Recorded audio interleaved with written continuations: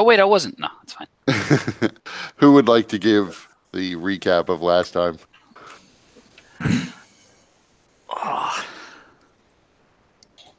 Well, we had went out after setting all those. Well, after dealing with all the fires, we went off to try and find the witch.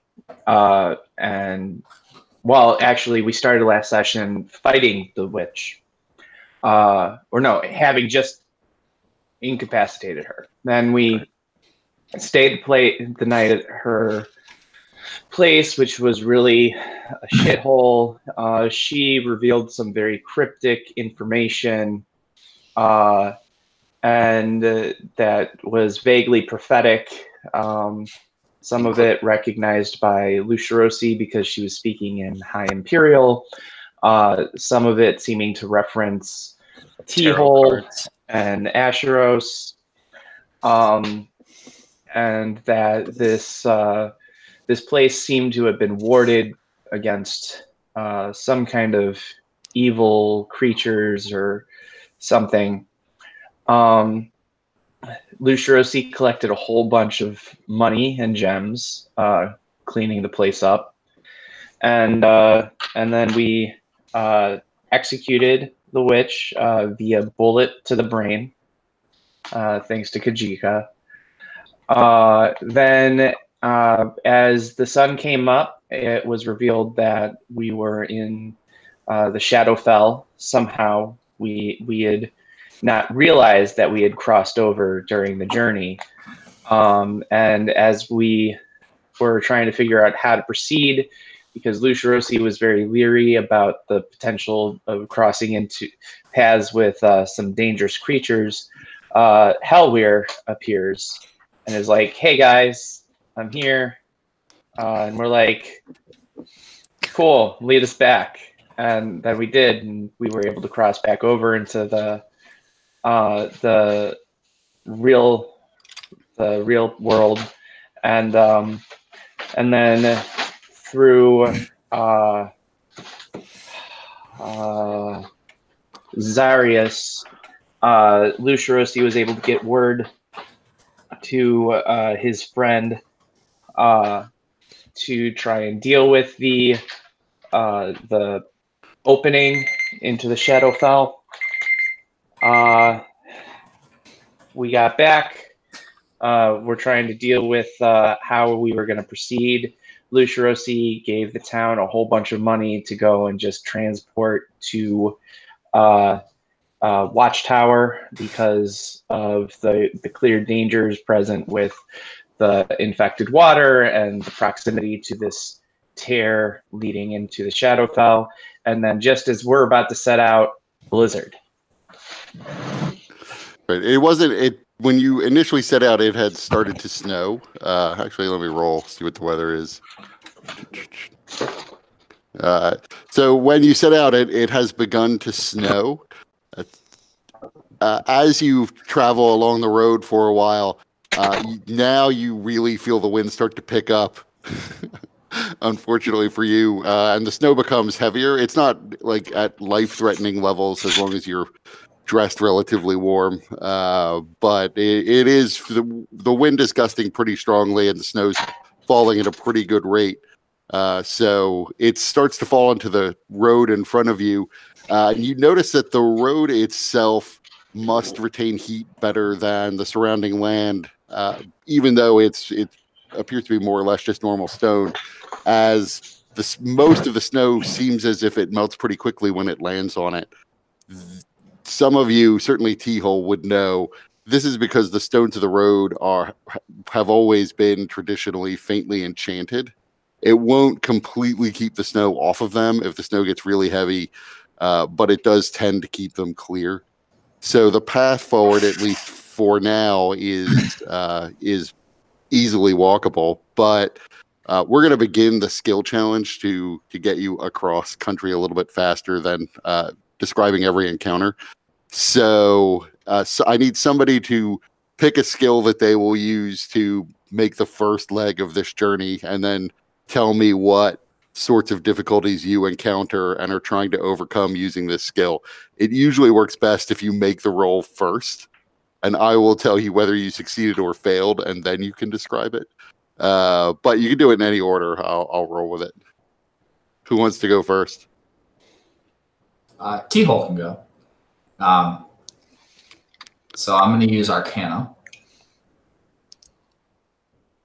Okay, that succeeds. How does Arcana help you on the journey?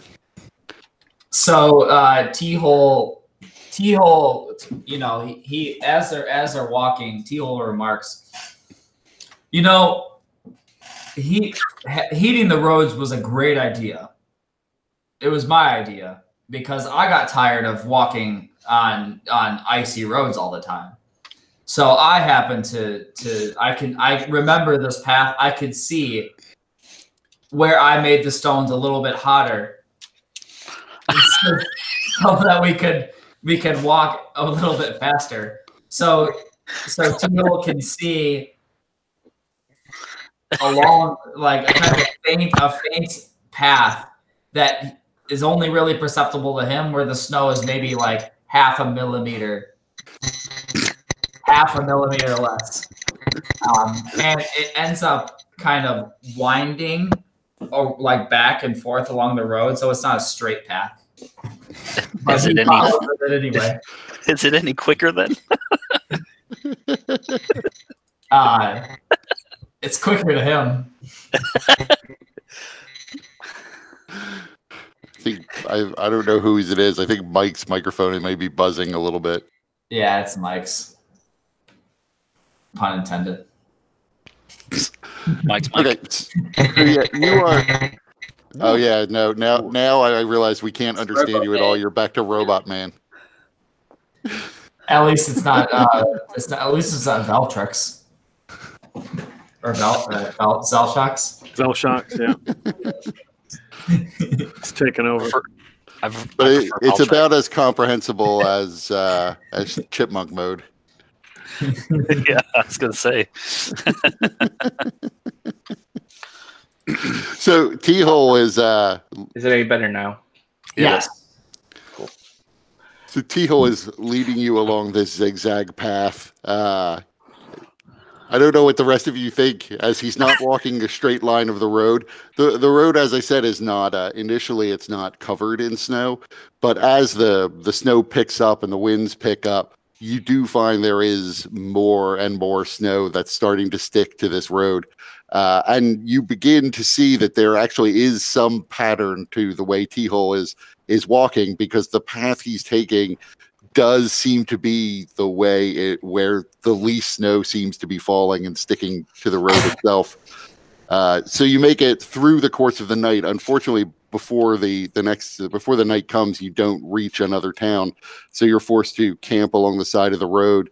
As you do, though, the entire day you see that this road is pretty heavily used. Mostly, it's just locals who are trying to get from one place to another, who pass you on the road or cross the road briefly as you come up, and you can see that there are farmhouses on either side. So I suppose you have a choice. You could either camp outside, which you could certainly do. It's not going to be especially dangerous, barring bandits or something.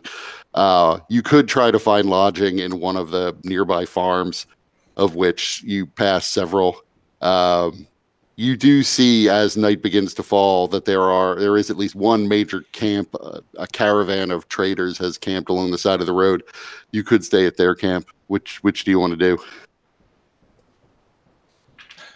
Lucirosi would recommend that we try to go and hang out with the traders, since the makeup of our group is probably going to be less than welcomed to just a normal farmers who happen to be minding their own business. I wonder if any of them are elves, as he looks to Helger. Yes. By Ashros, I hope not. It would be better to avoid such issues. I wouldn't mind a pint of ale and some good old arousing elf betterment stories. That sounds delightful on a snowy evening. Of course, Hellweir, if you could just be civil, and should we encounter any elves, not try to kill them and take their ears, that would be the best option. Well, or I could send them out on a trek where I would then follow them and kill them outside the camp. Is that fine? No. No, that's no better. Any action that ends in the death of an elf and the mutilation of their body, regardless of the mutilation, just the death of an elf. No. So you heard him. Mutilation is perfectly fine, but no killing.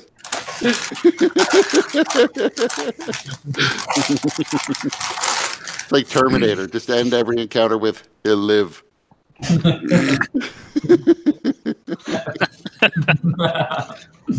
He doesn't need his ears to live.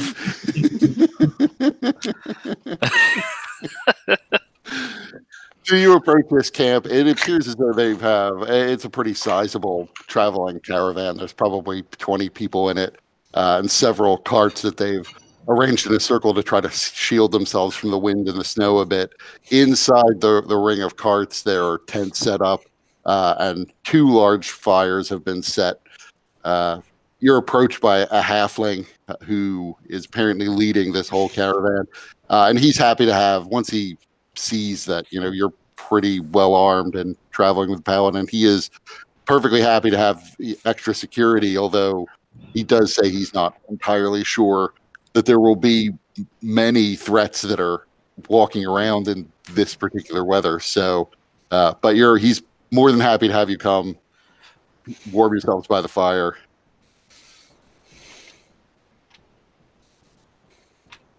Do any of you have tents, by the way, or are you just going to use bedrolls? I think I just have a bedroll. I think a number of you are proficient in survival, so you could try to build lean-tos. There's not a lot of trees in this area because it's mostly farmland, but you could try to improvise something and keep the snow off you at night. But the night passes more or less uneventfully. This caravan is actually traveling in the opposite direction of you, which is why you didn't see them until you got up to them. They are headed for Watchtower, taking goods there. So in the morning, they begin to pack up their stuff and are getting ready to leave, and you begin to set off again.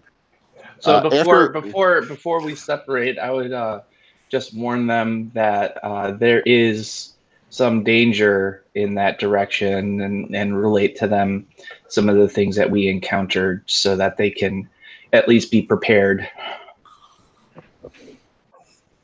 And the halfling says they almost certainly will be passing through Timbercrest, so he thanks you for that information. As with the snow, he's not sure how good the time they're going to make is, so it was possible they'd have to stay there, but hopefully they can double time it despite the snow and make it a bit further, if not all the way to Watchtower. They probably can't make it all the way to Watchtower in just 8 hours or 10 hours. But at least they know not to drink the well water. Yeah. Although when they hauled it up and it was like black, they might have also realized, hey, This might be less than potable. So you set off down the road again. Who wants to make the next check? I think Hellweir will. He was doing athletics. So that is a failure, but it's not a catastrophic failure. Okay. Good job. That's so good.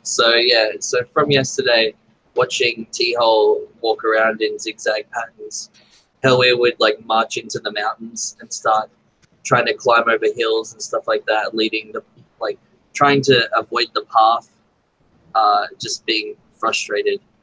He would just get people lost. Well, the good news is I'll give you a slight bit of a break because of your ranger levels. So consequently, you are amazingly good at finding paths to the point where the travel of the group isn't slowed when you're leading them. So you are able to find paths through the snow, off the road, but through the snow that manage to avoid the deeper snow drifts. So maybe your passage would have been, marginally faster, I guess, if you had stuck to the roads, but you are essentially cutting an even shorter path and taking the roads, which themselves wind back and forth a little bit. So you've decided to take a more direct path. As you go, though, you're traveling along off this road. You come upon another section of a different one of the Imperial roads, so it's also paved, and you pass by what looks to be a mining camp. The mine's shut down because it's winter, but you can see the remnants of where the camp used to be. And up ahead, you begin to hear shouting and as screaming from, it sounds like, young male voices. And then you hear the howl of what must be an exceptionally large wolf. It has to be no more than 200 feet away from you. Good. And I start walking towards it. Wait, Hellware, you said you start walking towards the wolf howl? Yeah, the wolf howl, yeah. Okay. Yeah, Lucirosi will, for once, him and Hellware seem to be on the same path, or at least going in the same direction. Different reasons, but yeah, we're going the same way. So you're walking down this this section of the Imperial Road. You realize that Hellwere's his ability to sort of find paths on the road has kind of led you around what was probably a very large snowdrift on the road itself. And you are back on a road that will eventually converge and get to Monver. Approaching the sound of the shouting, you see there is a small lake, or at least what was a pond, that has frozen over in all this snow. On the ice, you can see there's one person, maybe a halfling or a human child, who's laid out flat, possibly unconscious or dead. There are cracks in the ice. There appears to be a wolf half submerged in the ice that's just sinking down, and there may be another body of human or elf, maybe a dwarf, that's in the water next to it. On the ice itself, you see that there's an elf and a dwarf. Both are in thick furs. And you immediately see they seem to have fishing gear on them. The elf is holding a bow, but seems to be out of arrows. On the far bank of this lake, not venturing onto the ice, is a large, perhaps 10, 11 feet long, black wolf. And the dwarf and the elf, the only two who appear to be conscious, are crouched down on the ice as you hear it begin to creak and crack every time the wolf steps a paw onto it. You could see that there are little cracks all around them, and one large break where another wolf, a much smaller wolf, has fallen through the ice. They seem as though they're afraid to move and are just screaming for help. So with the halfling or the child and all of them, does it seem like they were fighting with the dwarf and the elf on the other side, or does it seem like they're all kind of part of the same group and they just got attacked by these wolves, or what is the first impression? The first impression is they are all here in thick cold weather gear they seem to have fishing equipment. The elf has a bow but doesn't have any arrows. So maybe it looks like they were probably fishing and the wolves attacked. Can the wolf see the people, like the dwarf and the elf? Yes, it's clearly focused on the dwarf and the elf. Good. Just let nature take its course. And yeah, I put up under the journal tab, there's a table with your passive scores in them. I realized I forgot to add in the favorite enemy bonuses for Hellweir. So I probably have to go back and do that. If you see that I have any mistakes in it, just let me know. Well, So the wolf is in the middle. The big wolf is in the middle of this frozen lake, and taking steps, and each step is causing further cracks. Then we have It's stepping out onto the lake, and then there'll be cracks, and the wolf jumps back. okay. So the wolf is coming out onto the lake, and then so on the ice is the elf, the dwarf, what appeared to be a halfling, and then a wolf sinking, and somebody else that seems to be also in the water. Yes. Okay. I'll show you the scene. And nobody else but passive perception, Lucirosi and T-Hole, you actually see there is a second wolf that is partially obscured from where you are behind a rock, but it is on a rise looking over the lake.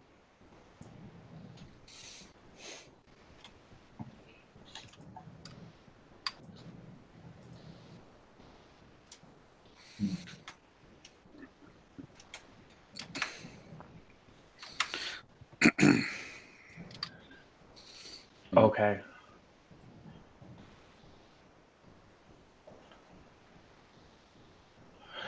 So, I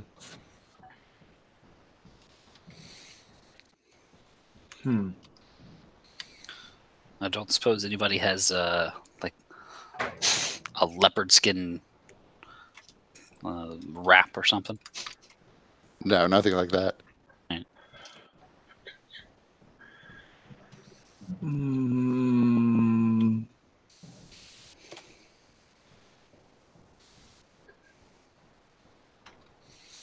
How we would like sort of be crouching and just be like, just wait, let nature take its course. No, we have to help these people, and then yeah. So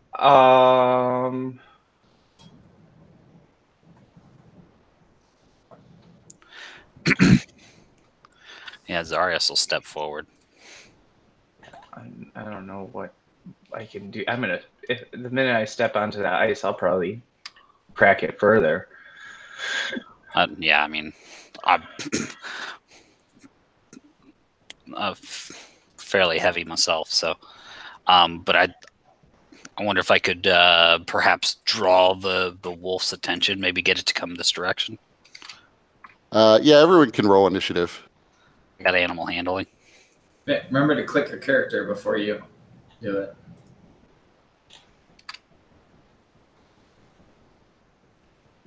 I'll take that.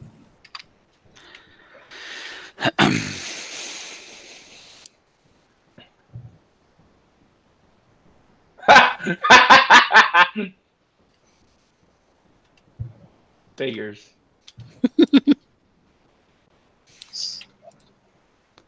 So, Kajika, you get to go first. All right. Let's see here. And there is one wolf all the way across the water. Can I move and hold my action, or is that yes? You could move and ready in action. There we go. I'm gonna move here and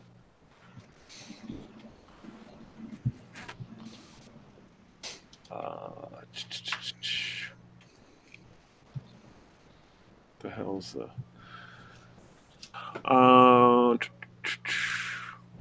what's I don't know what's the range of the musket? Do you know that offhand? It's way beyond what you need here. Okay. It's probably 150 feet. Okay. Yeah, I ready. I've got my musket out, so I'm not really sure what's going on. So.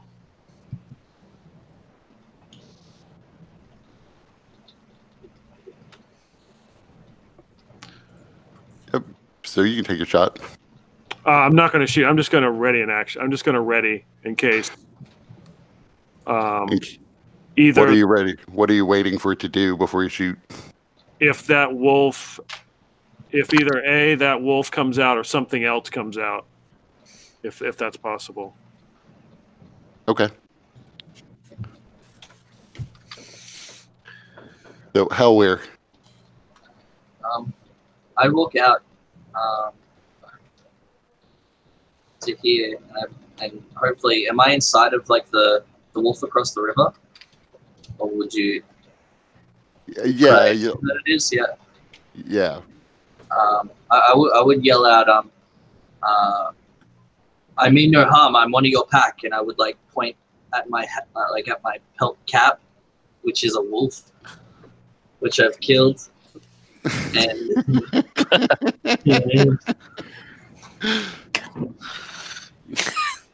Yeah. Give me an insight check with advantage. yeah. What do I know? Right. So okay, so give me an animal handling check. Does it work? Not as well as you would have liked. The wolf has definitely noticed you, but it doesn't seem at all comforted by the fact that you've killed a wolf and are wearing it. Maybe that's the opposite. Is that like animal diplomacy?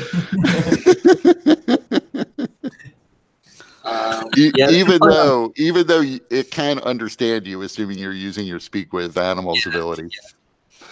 Yeah. Alright, cool. I'm done.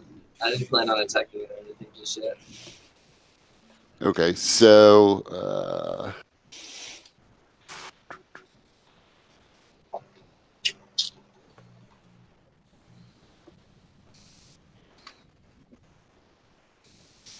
yeah, that's good. So Keyhole, Lucirosi, and Daggerface all have to make me dexterity saves. Oh boy, I'm glad I moved. But we're not on the No, this is something completely different. Some sort of cube of something. And now for something completely different. Yeah, Also, no good for him. One thing real quick is Lucirosi's passive investigation is off. I think you meant to put that under T-hole. Okay, I'll check that.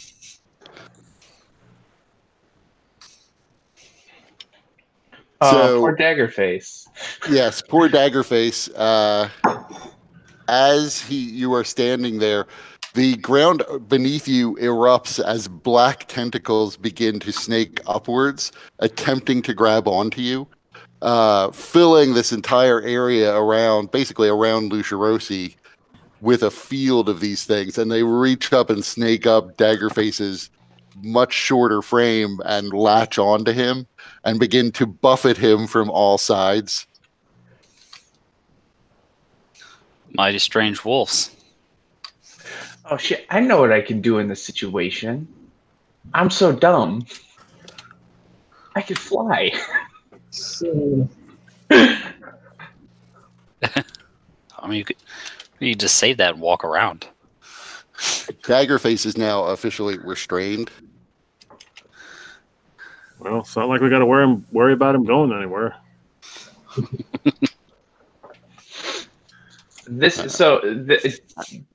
Do we have any indication of where these black tentacles have come from? That's what I'm figuring out. So as the black tentacles come up, where'd it go? This is why I printed up all these passive investigation scores and now they're gone. Or passive perception scores. Lucirosi and T-Hole, you are 100% certain that you did hear some sort of chanting from over in this direction. in which direction? behind the direwolf, pretty much. Okay. Yeah, behind the direwolf. Ah. All right. So if I can, I would shout out, unless you want me to wait until my turn before I do it, even talking. You could talk. Okay. Watch the wolf behind the pillar on the ridge, and then I think I hear somebody behind the other wolf.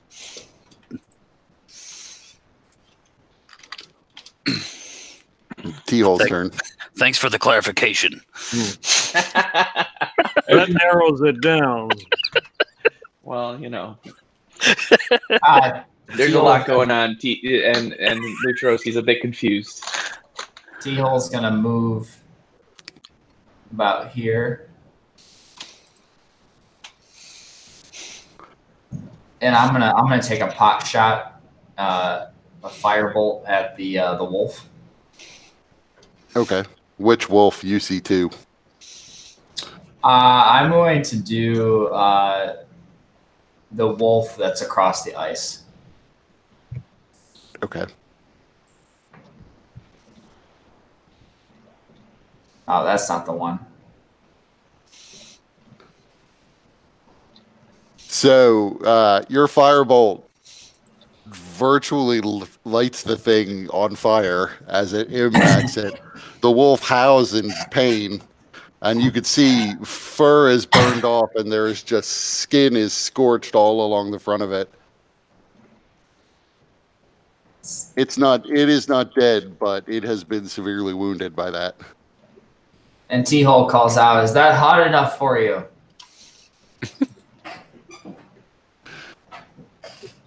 That's gonna be my turn. So let me see what these wolves can do.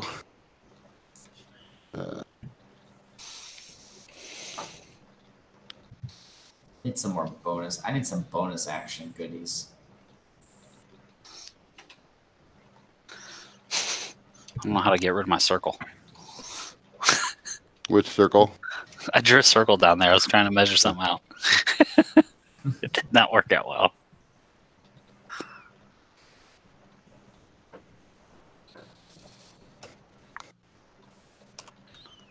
So the wolves, one wolf steps from behind a rock and jumps down and runs up to Hellweir. All right, I'm going to shoot him as if I can. Yeah, I'll let you shoot him. Okay. Although technically, you didn't see this one until he jumped out.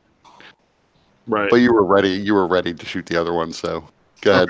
Okay.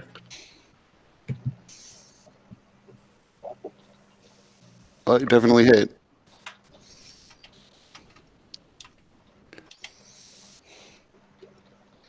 So as this thing springs out towards Hellweir, the shot rings out from Kajika's musket as the ball goes whistling past, digging into the side of the creature's skull, but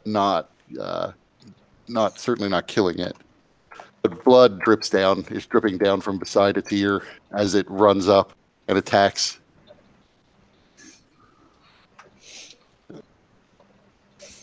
And misses.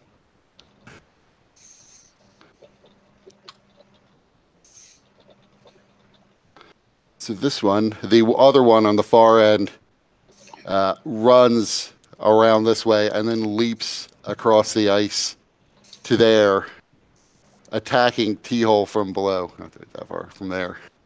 So it's going to attack at disadvantage because it's got to sort of perch up on top of this rise. Oh, But yes. 21. But it wasn't a crit. Yeah, thank goodness. And you have to make a strength saving throw. Oh man, I'm good at those. Mm. You are knocked prone. And this wolf is essentially right at your ankle. Zarius.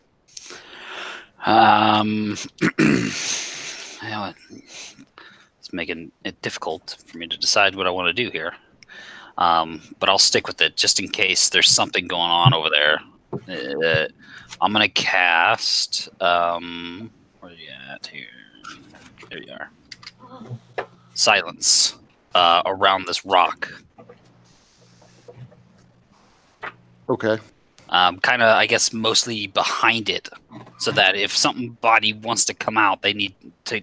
If they want to cast something that has a vocal component, then they have to come out of it.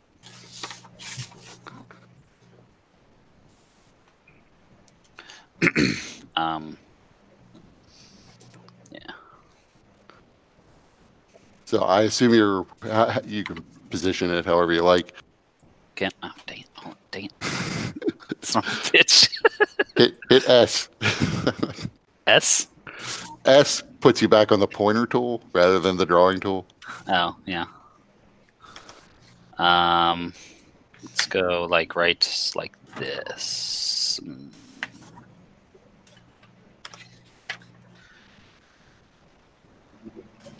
Yeah. Just like that.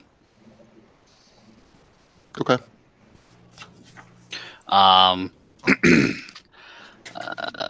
Let's see here. So that was an action. Let me see. I don't know if I have much for bonus actions really. So nobody's dying. Is there anybody who seems like they're down? That I can. I mean, I just got knocked prone. Well, I mean, like, That's what you mean. like unconscious down. You can't tell at distance whether or not this. You now see it's a halfling is dead. You can better see. Certainly, T-Hole can better see that there's a body that's half under the ice in the water. Hmm. These two guys are actually more or less just prone, trying to not crack the ice. Okay. Let's see here. I gotta see how far away they are. They're a bit far. So I guess I can move a little bit closer. Oof. I have to move onto the ice. That's fine. It's whatever. So I'll start moving. I'll take I'll just like try a step here. It's not going to crack under you where you are. It is, however, slippery. So if you can move full speed and make a dexterity check to avoid falling. Well, let's see here. We got 5, 10, 15. I only need to move 20 feet. So if I move like slowly to this point, I should, I guess, be okay still. Yeah, every square on the ice. Every square on the ice is essentially 10 feet worth of movement. Okay. That I can do. I can do it right here, and then I should be within range of this person. I'll try spare the dying on him. Okay, you cast that. Again, from this distance, particularly in the cold, it's hard to see whether or not it has an effect. Okay. I'll just back against the rock and see what this wolf does, I guess. That'll be my turn. Before Lucia Rossi goes, with his so much massive stuff. one.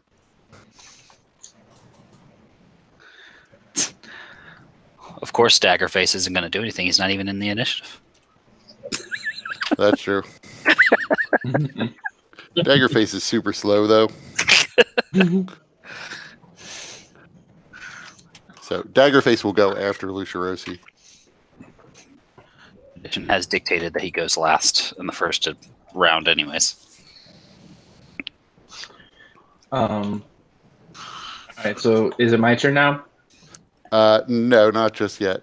Okay. So from various points around you, you see a group of what are clearly elves, although they're very oddly colored elves. They've got ashen white skin and black hair. And they proceed to fire arrows all at Lucia Rossi. Of course, it would be arrows or elves. Yep. My favorite. Mhm. All at him. It's hilarious.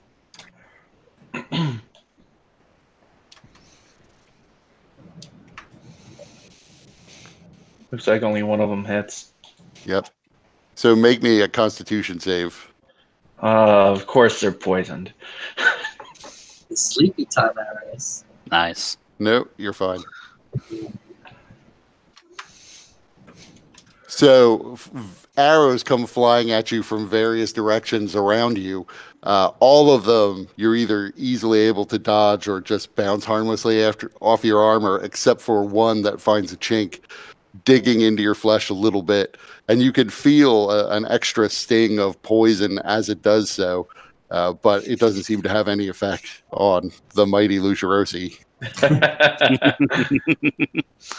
And now you can all see that there are 4 elven archers, one of which is behind that rock. The And then you hear the dwarf who's out on the ice yells to the elf, Edlin, try to crawl towards the strangers. Maybe you can save yourself. The elf answers back, I'm too scared. I can't move. The dwarf yelling out, watch out for these wolves, fellas. There's something devilish about them. Play dead.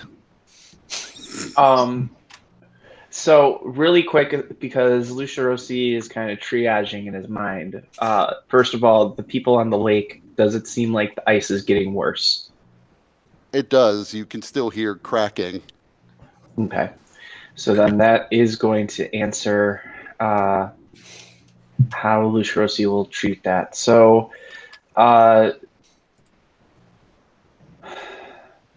of the people that are there, who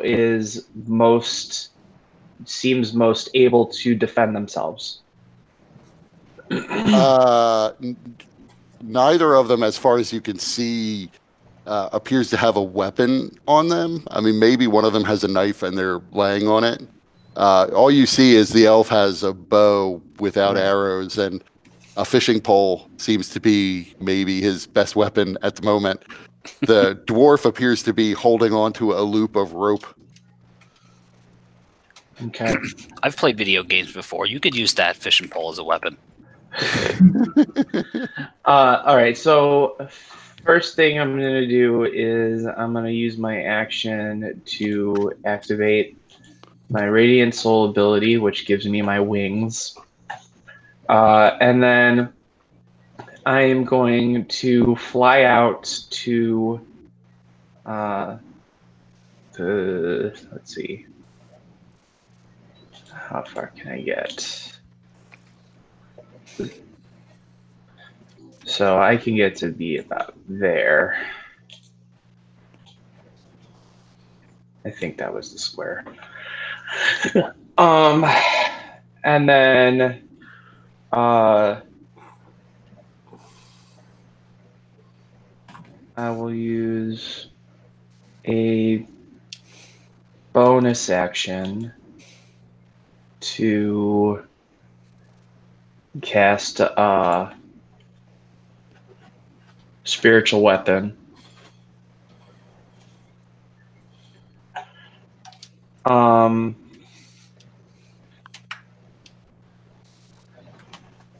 Oh, I didn't think that it would do the attack, but let's see. I thought it would say what it does. So that is within 60 feet. So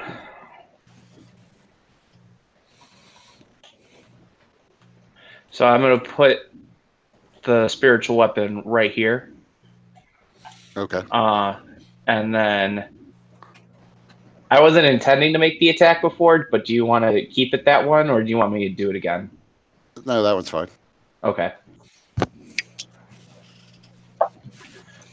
So a golden mace wielded by some unknown figure whose face is kind of indistinct. The mace, looking much like Salasri, springs up right next to that dark elf and begins swinging at it.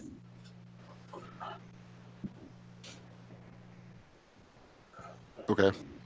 And that's my turn. Yeah. So it comes down hard on the shoulder of this elf, clearly almost knocking it over with the blow. But the elf manages to keep its feet and is now defensively staring at this somewhat translucent spiritual weapon next to it. And Daggerface will use his action to try to get free.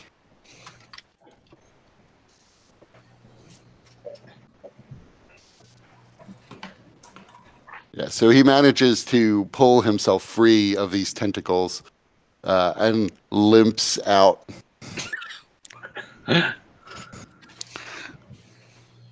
But that's his turn, so. Kajika. Okay. Or Hellware, either one. Go ahead, Hellware. Okay. Can I see the elf with shot from behind the rock? You could see 4 elves around you, and one who's crouched in fear on the ice. Cool. You may not care which one you attack. Yeah, pretty much. And the wolf in front of me, that's the one which has been pretty backed up, yeah. Though it's the one, the one next to T-Hole's the one that's taking the most damage. Oh, it has? Yeah, Okay. the one that's attacking you was shot by Kajiko once. Okay. But it still looks pretty robust. Yeah, cool. I look at it and I say, I am not your enemy, pup. Fight them. And I point over at the elf. Which one? Just the one behind the rocks. No, this one over here. So give me an insight check with advantage. Yeah, you're not sure how he's reacting to your commands. You're sure he understands you, but you're not sure if he's listening to you or not. Is it speaking, like when it growls, does it speak back? Or it has not specifically said anything. okay. So it is not talking back to you when you talk to it. Or it hasn't yet, at least. Yeah.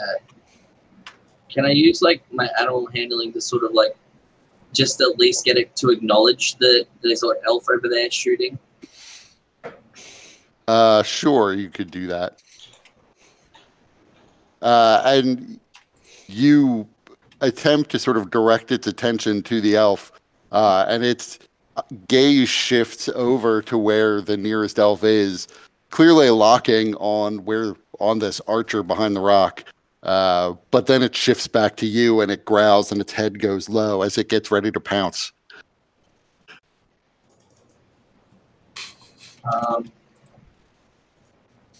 I think I have too much faith in these wolves. I'm just gonna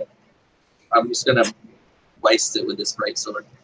You should probably learn your lesson from the crocodile. Yeah. and also the grappling with the big barbarian lady. Yeah. Okay.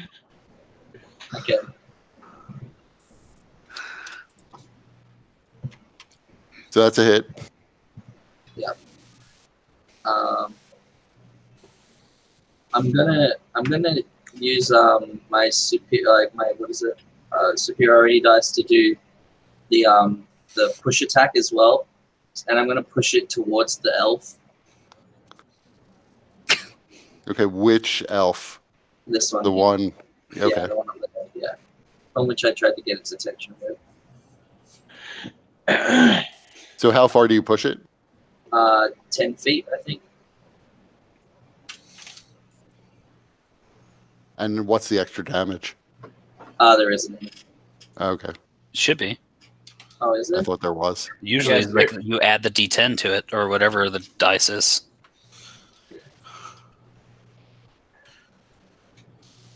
Also, it's going to do a strength saving throw because it might only get half or whatever.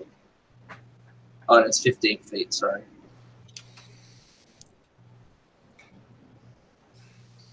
Yeah, no, it failed. It's 1d8. So you heave as you attack with your greatsword. You use it almost like a shovel to heave this thing back, tossing it into a gap between the rocks where it bangs into it and then comes to a rest. Its head's still low. It growls back at you, and its eyes are still locked on you, or possibly the wolf pelt on your head. Now my turn. Kajika. I guess I can get to that wolf. Yeah. And I put up my musket and run and then hit it with unarmed strike. Okay. Or I don't. You pound into the side of the thing, but you find that its hide and fur are incredibly thick to deal with this cold, and so you don't believe you damaged it. Okay, I'm gonna use a key point and use flurry of blows, so I get 2 more strikes. Yeah, right. Yep. Okay. That's a hit. 1 hit in there, I think. So using the first blow as a guide, your second strike does manage to land, causing the wolf to howl in pain. Your third strike, however, also hits a thick part of its hide. And I just, if I have opportunity, I'll turn. Can I see that elf between the rock? Yeah, he has cover, but you can see him. I just say, you better pick the right side, partner.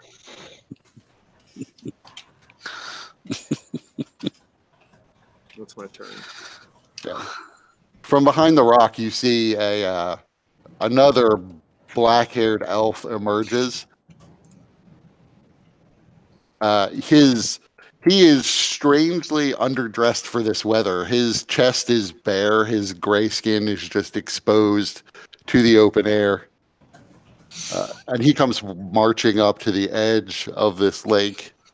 What does he want to do? The silence really changed his whole plan. And he has no idea who did it because he was hiding behind a fucking rock. That's right. It's just that we're all, pretty well placed for like a fireball, unfortunately. It doesn't come to that. Yeah, he at least he will not take your suggestion. Probably good.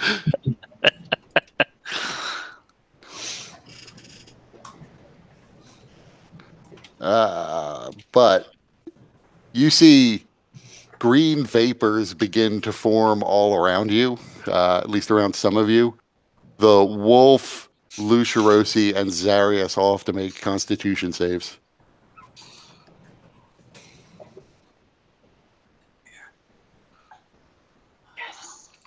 That wasn't the right spell.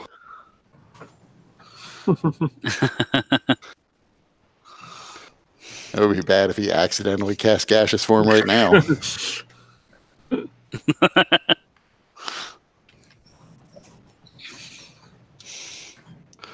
that mean the tentacles go away?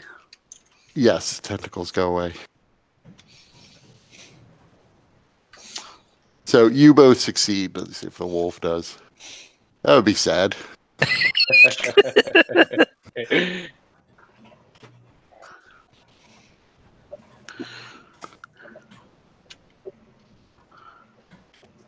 Oh, the wolf made it too. So you are basically this green smoke has come up around you. It is clearly sickening to breathe it in, but you're able to fend off the poison. I'm not sure. Yeah, you can't even see. Basically, you are blinded as long as you're within this area. So you're technically not even sure how far around you this extends because the area is heavily obscured. Yeah. We make those saves at the beginning of our turns, it looks like, but Yeah, that's fine. Yeah. Just say that you made it. T-hole, you are prone.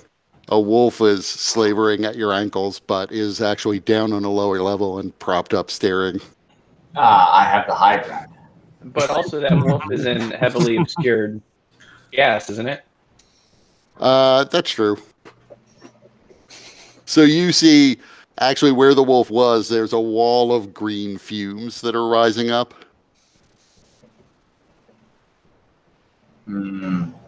Like where the wolf was at my ankle? Yeah, like right as there's a little bit of a cliff right over the side of that rock. There's just a wall of green fumes that's rising up in front of you. Does that seem off-putting to me? I mean, you're aware it has to be magical in some way. Yeah, so I'm... what T-hole would do is... Oh, let's see.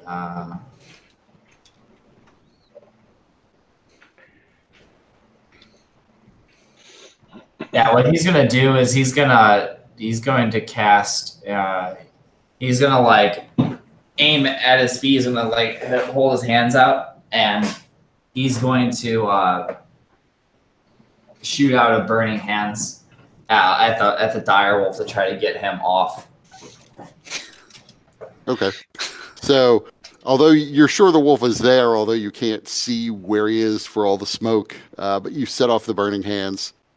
Roll your damage. I'll roll his save. Didn't this end badly for a bunch of shades in Mike's game?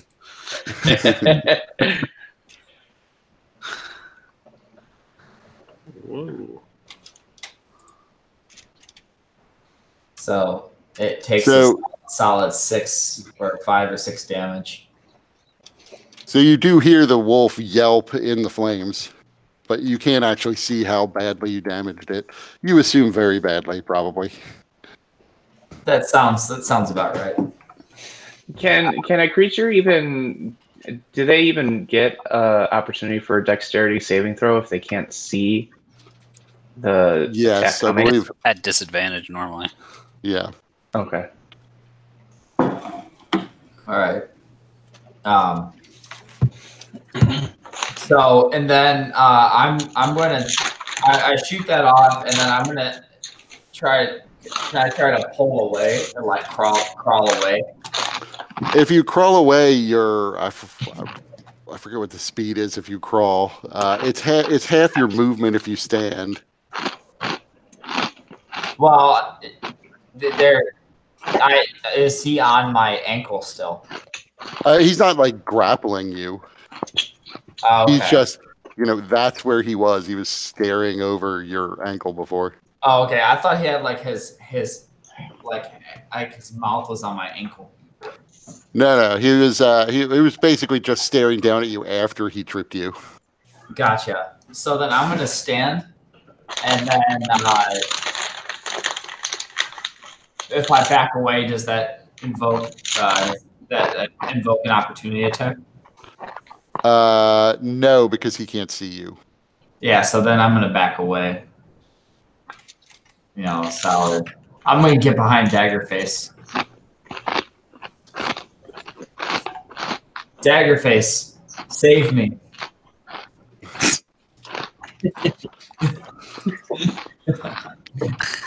You got archers behind you, man.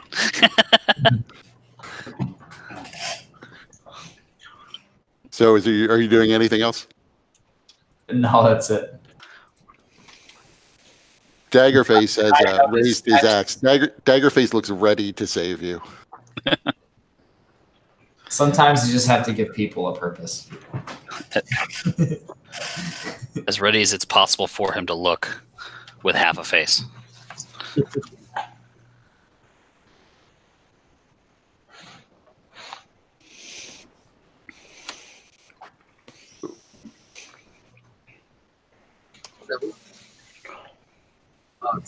We can't see it. I get it.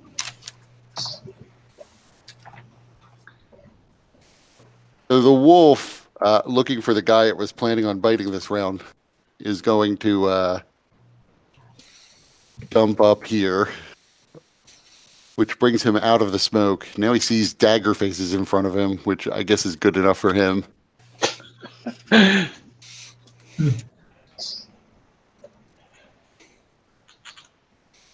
So it attempts to bite down on Daggerface's shoulder, but it really only grips the corner of his armor and tries shaking, but doesn't seem to do any damage to him. The other wolf, standing next to Kajika,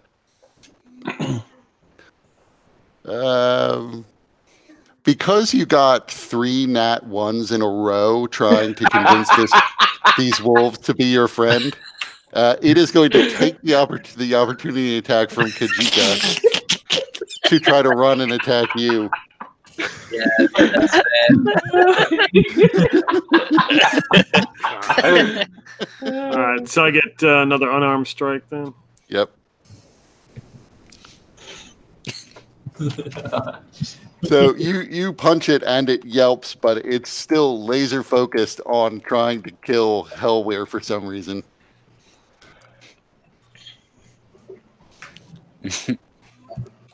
But its bite is ineffective on. It turns out that Hellweir also has somewhat thick skin, and its bite can't pierce through his armor.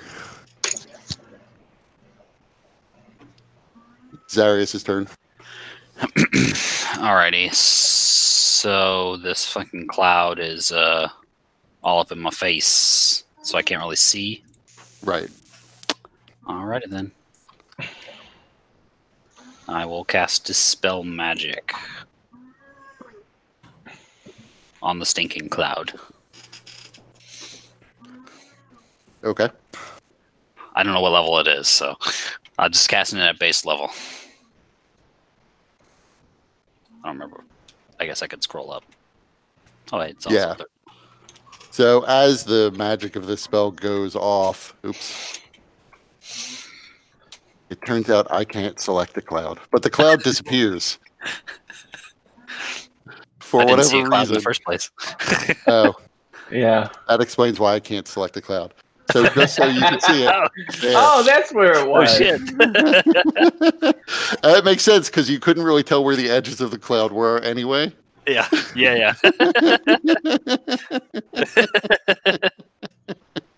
But Darius chants and invokes the name of his god Anubis, and a wind comes along and lifts up the cloud, pushing it up into the air and dispersing it harmlessly.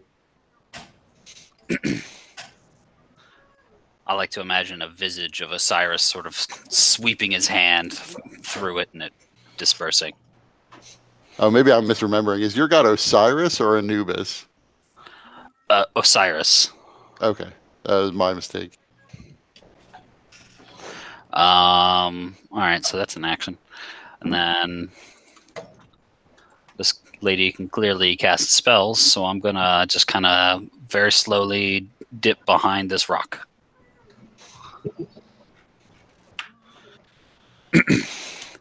And that'll be my turn.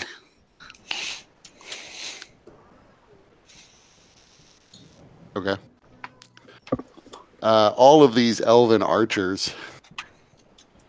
Man, I was really hoping that stinking cloud would still be up by this point. Yeah, those elven archers were going to actually curse the fact that they couldn't see Lucirosi, but now a miracle. It's not like he was And going to they- stay in it. They all loose arrows at Lucirosi. Damn. I don't like him. But again, many of them bounce harmlessly off his armor, and one seems to find a gap. Another con save. Yep. So, feeling the poison spread through your blood this time, you find that you feel sickened and you are poisoned for the next minute. You feel slightly drowsy. For a moment, your vision goes blurry, and you feel as though you could pass out, but that effect you're able to fight off. Okay. My turn now? Yep. You can see the elf is slowly trying to avoiding this gap. The elf crawls very slowly, and the dwarf crawls over to this halfling. All right. So first thing I'm going to do is use an action to cast Lesser Restoration on myself.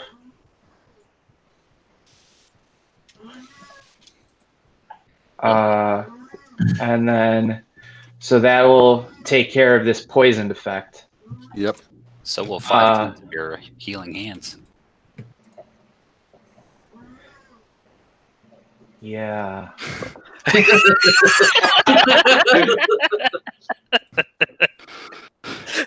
Oops. Oh well, it's already done.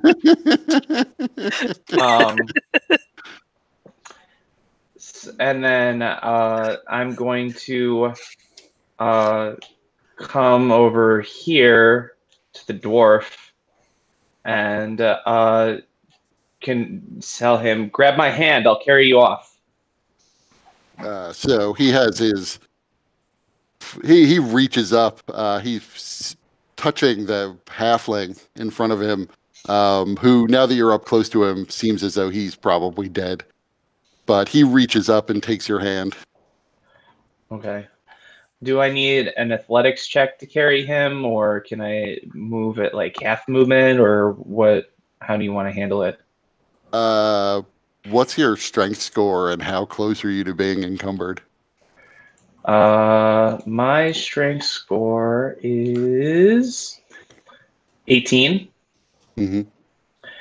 And my total weight is 70 pounds. Okay, then no, you can carry him pretty easily. Okay. So it took me 10 feet to get him there. So then I'm going to carry him off another 10, 5, 10, 15, 20 over here. Does that put him at the edge of the ice? Yes. Okay. Then I'm going to use my bonus action to have this thing follow this guy, and then make an attack on him or her, whoever, whatever it might be. By the way, that previous one did an additional 7 points of damage. I forgot to mention that because of my Radiant Soul ability.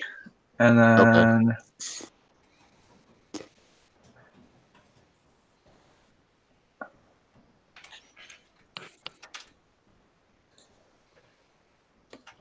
So 18 points of force and radiant damage against this guy.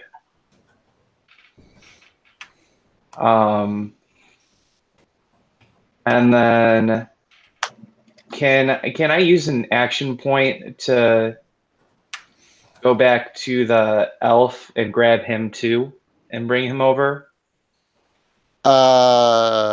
You can do that. However, before you do, you set the dwarf down. The dwarf, who's still clutching onto his coil of rope, you get set to fly away, but as you begin to, he is going to, let me move him actually. There. It's gonna lasso you. No, you see as he swings this rope back and up at you, you hear the sound of like metal links like a chain.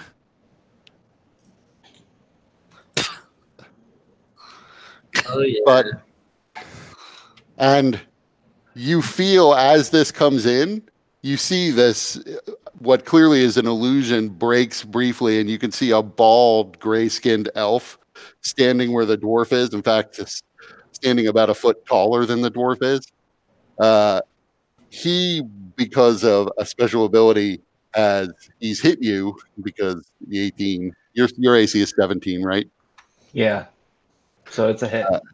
Right. It's also for him. It's an automatic crit. So you wind up, first you have to make a Constitution save.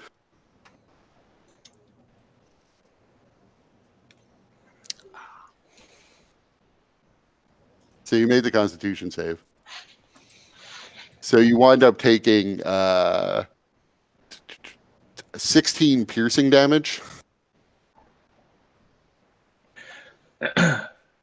Wait. And 33 poison damage.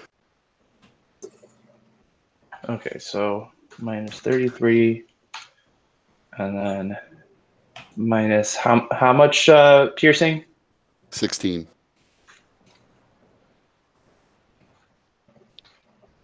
Okay. So at that, I'm gonna shout, "Ah! It's a trap! It's a trap!" No shit. And then I will. This is the guy you now see holding a length of spiked chain. And I will use an action point to begin pounding into him with Solastry. So I'll use that to take another action. first attack. Nice. Oh, was that a critical? Yes, Fuck that guy. and I'm going to use my last second level spell slot to smite him. So, and that smite is considered a critical, right? Yep. So then, how is it with the critical? It's maximum and then roll the dice Right. again? Yeah, it's maximum plus whatever you roll normally. So then that would be 24 plus 13. So 37 plus the 26 plus the 18.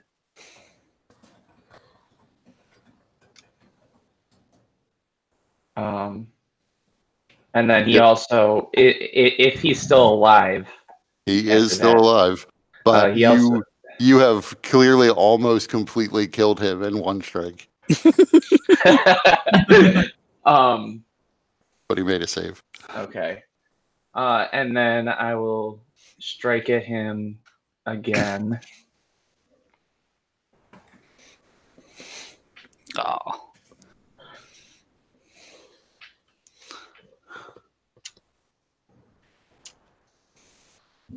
And does that kill him? It does not. Okay.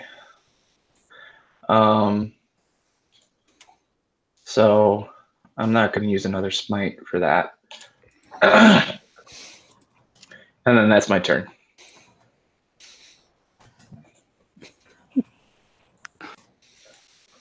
Daggerface, staring at this wolf in front of him, yells, "For T-hole!" and then tries to cleave with his axe at this wolf in front of him. The first shot missing, however, the second shot does a good bit of damage. And the wolf doesn't fall, even though the axe comes down clearly in the middle of the wolf's skull. The wolf just seems to almost vanish, evaporating into nothingness in front of him. Yeah, Daggerface.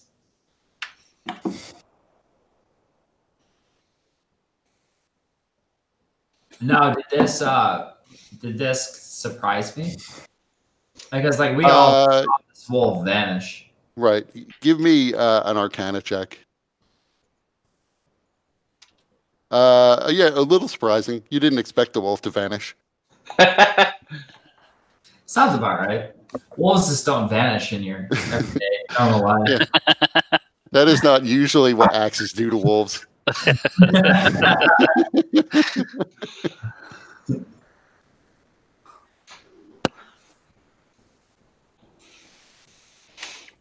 What's the bitch gonna do? Yeah, that's what I'm trying to figure out.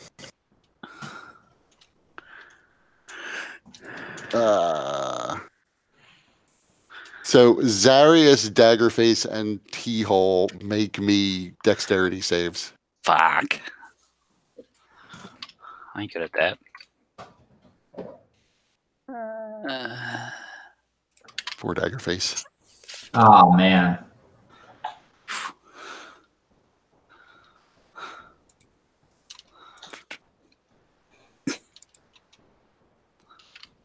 So the DC is 14. Fuck. I killed it. So So close. everybody basically takes 25 damage as fire erupts around you.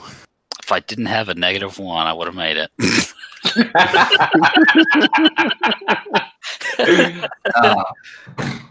25. All right. And he is actually going to move.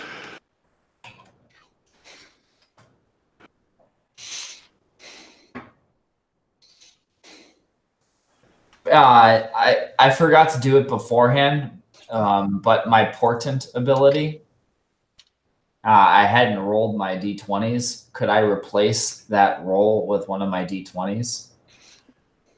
Or I save that for next time? If you want to roll a d20 and make it one of your portent rolls, that's fine. Okay, because I just rolled 2. Oh, okay. I rolled ahead of time and then can choose to use it or not. Yeah. That's fine. You can use it this time and take half damage instead. 12. All right, so I took a nat 20 then. All right, cool. So remembering a dream you had previously, you realized in an instant before the fireball went off that there was about to be a fireball that you just didn't bother to tell anybody else about.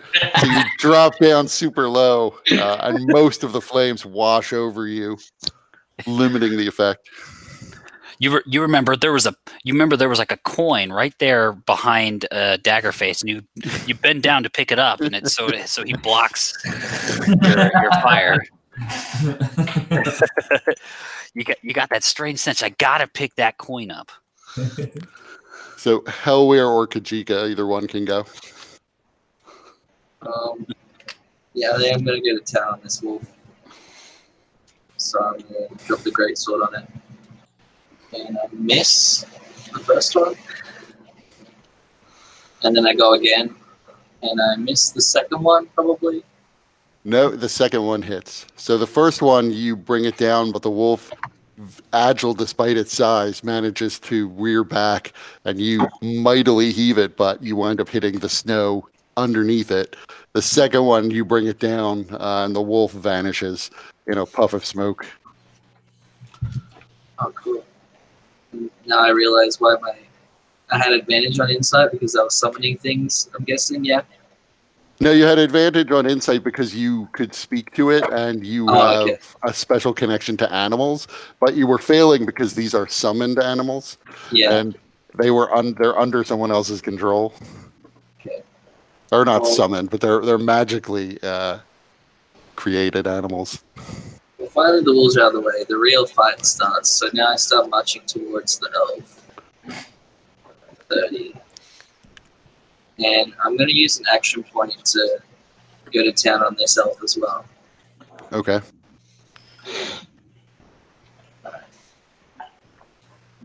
Did I roll that? Yep. Cool. And then I'll go again. Do I kill that elf?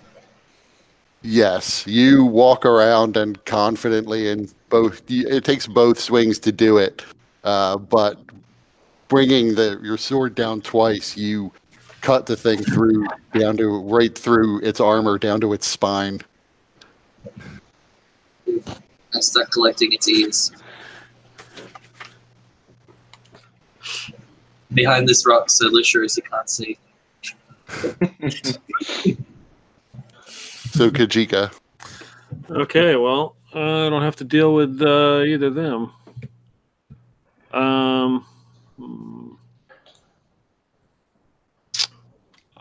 Pull out my pistol. I'm going to take a shot at old baldy elf down here. I think I can reach him with my pistol.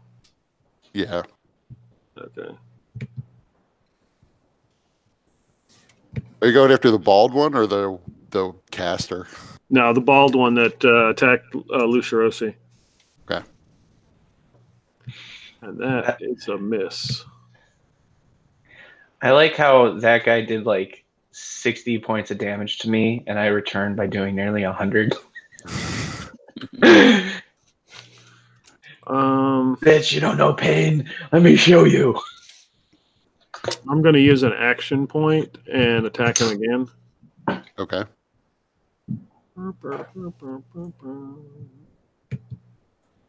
Golly, son of a bitch. Okay. So your two shots, unfortunately, neither of them seem to connect with him and whistle past him. You can see he looks over at you, scowling, but has to keep his attention mostly focused on Lucius after that last round.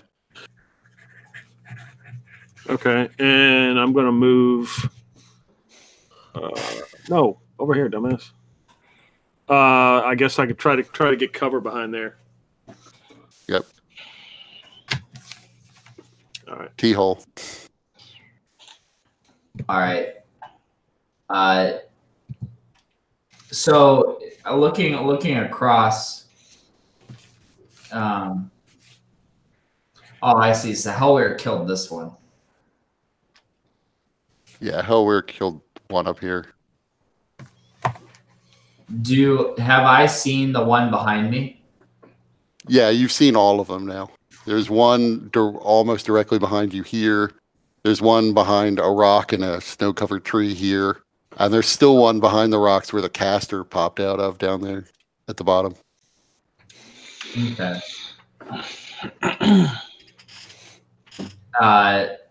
So I'm going to turn around to the one over here, and I'm gonna kind of like pop out and do a thunder wave, and I'm gonna cast it at level 2.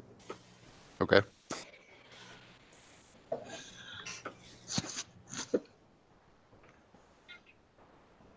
Nice. So he does not make his save. Well, a thunder wave isn't a 2-hit spell, so you can't crit with it. Oh. I saw that. I got real excited. But still does still then I'm doing max damage. Wow. A decent amount anyway. Right. So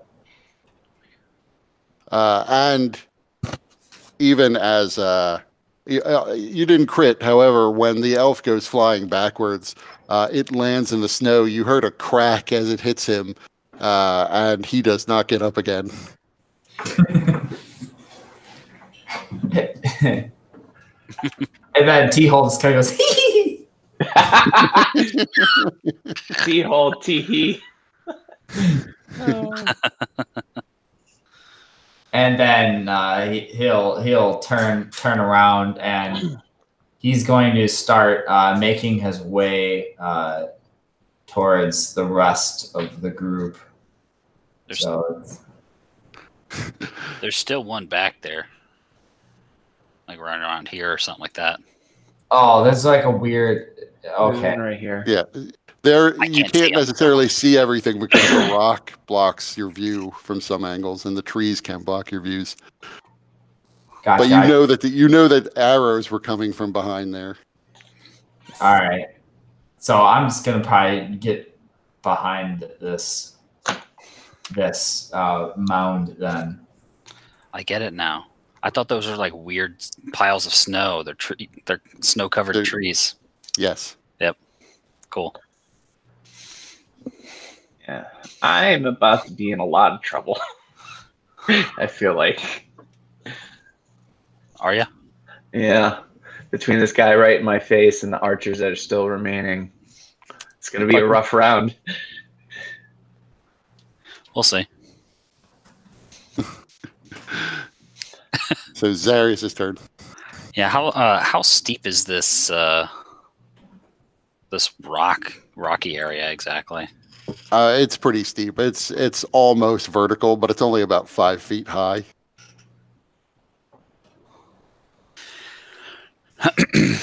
All right. I'm gonna do I gotta select. There we go.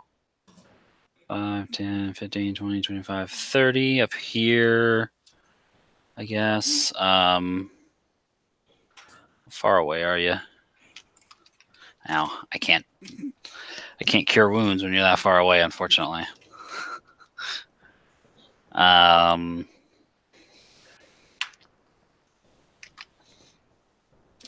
Yeah.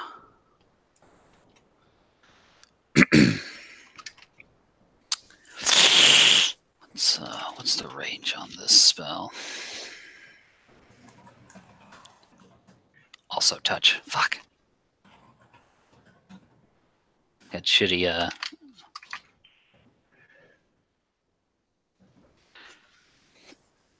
range, unfortunately. I mean, if you have any offensive abilities, I would say just try to take the dude out.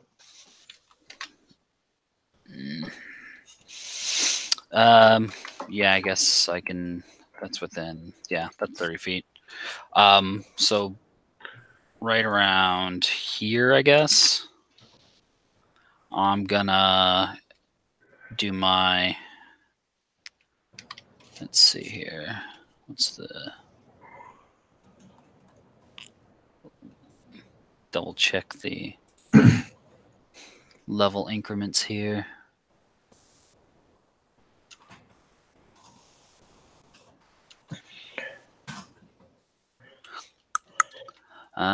Yeah, it's every 2 levels. It's the most annoying thing about spiritual weapon. Yeah. But I'll throw up a base one right around here, swinging at this bald fuck.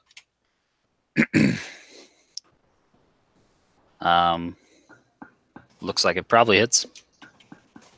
Yes, it hits. Alrighty. So the spiritual weapon comes and again slams into the wound left by Lucerosi last time, and he winces but does not fall over. All right. What's our grouping here? Let me go ahead and perhaps use an action point to cast Cure Wounds on myself. Okay. Why do you need to use an action point? You've only taken actions or move action and a bonus action. Well, yeah, but it's a spell. Do we have the usual Oh, right. Yeah. Yeah.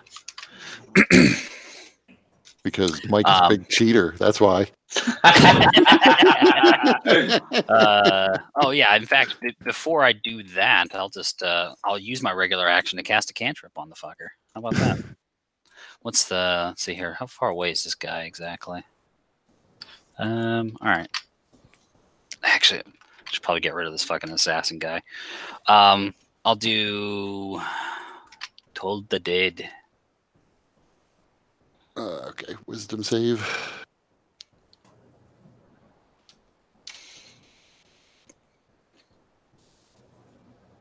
He fails. 10. So you can see your passive insight is high enough that you can see he is pretty much gone, but he is holding on to life just barely. All right, and then I'll action point to do a Cure Wounds on myself. All right, a little bit. All right. So this archer pops out. Oh, he'll move a little bit further so that he could take a clearer shot at Lucerosi. But no good. Archer behind the rock. Damn it. And the elf out on the ice reaches under his furs and draws out an arrow for use with the bow he's been holding on to. But misses Lucerosi. Yes.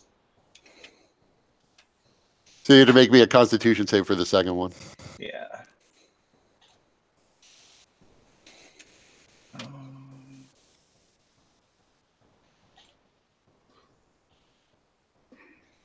So you make it.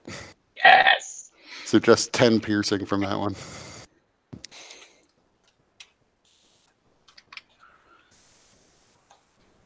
Oh, it's coming down to the wire.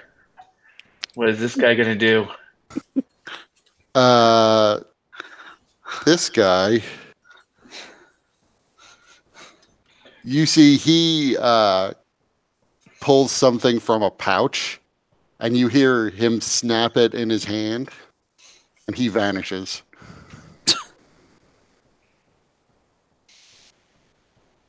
Do you hear him running away? That's a good question. Let me see what his stealth is.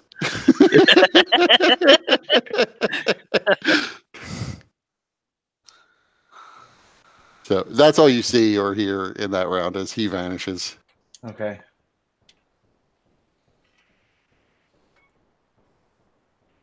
But it's your turn. Yep. Oh, finally. All right. So first thing I'm gonna do is use my action to drain all of my lay on hands to heal me. That's 42 hit points. Do you use all lay on hands down lower? You just see me touch myself. And then I'm going to use my bonus action to cast Shield of Faith, because it's clear these guys have something that they're targeting me for. Probably Solosry is the blame for this. So my AC increases by 2. And then I am going to I didn't hear anything, and he just seemed to vanish. So this guy seems to be a threat, but this chick is definitely a magical threat of some sort. So that is also a dude. He is even shirtless to prove it. Okay. So Lucirosi is going to use his move action then to go here. I'm expecting a attack of opportunity. Why would he break his invisibility? Maybe it's greater invisibility. I don't know. So you move to there, and let me see. You do not sense anything attacking you. Okay. Maybe he missed though. Right. And then I'm going to use my final action point to take a full action against this dude. So 1 strike with Solosry. Solosry does not like you blaming it for this sort of stuff. It knows you've thought it. And then second attack with Solosry. But it will give you the second one. So First of the first attack. I'm also going to smite. So level 1 smite. And then on top of it, he takes another 7 radiant damage from my Radiant Soul ability. So that's what was the total damage? I've gotten lost in this scroll. It looks like 30. 14 plus 9, 23 plus 7, 30. So the elf screams as the fire from the radiant energy burns it, and he falls over into the snow. His body sort of smoking. Seems a bit extreme. And then that's my turn.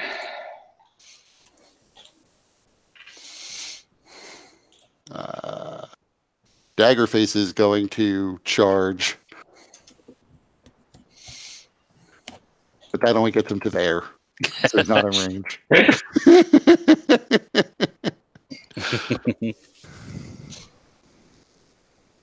Conjurer is dead. Hellware. Or Kajika, either one. You're muted, Brendan. Yeah, I'll let you go. You let me go early before. Quit messing around with that damn elf. And I'm going to come around the corner here, see what the hell's going on and I see somebody who's on the ground in the snow? The sorcerer magic user elf. Okay.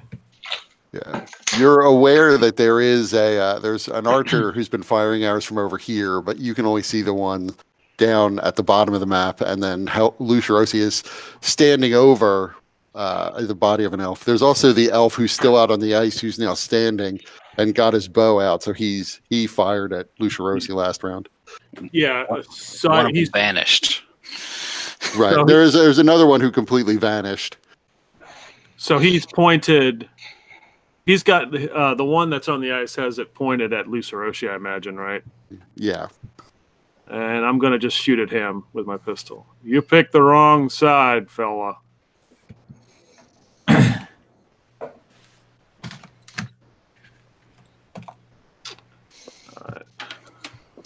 probably hits him with a 21. Yes, that hits him.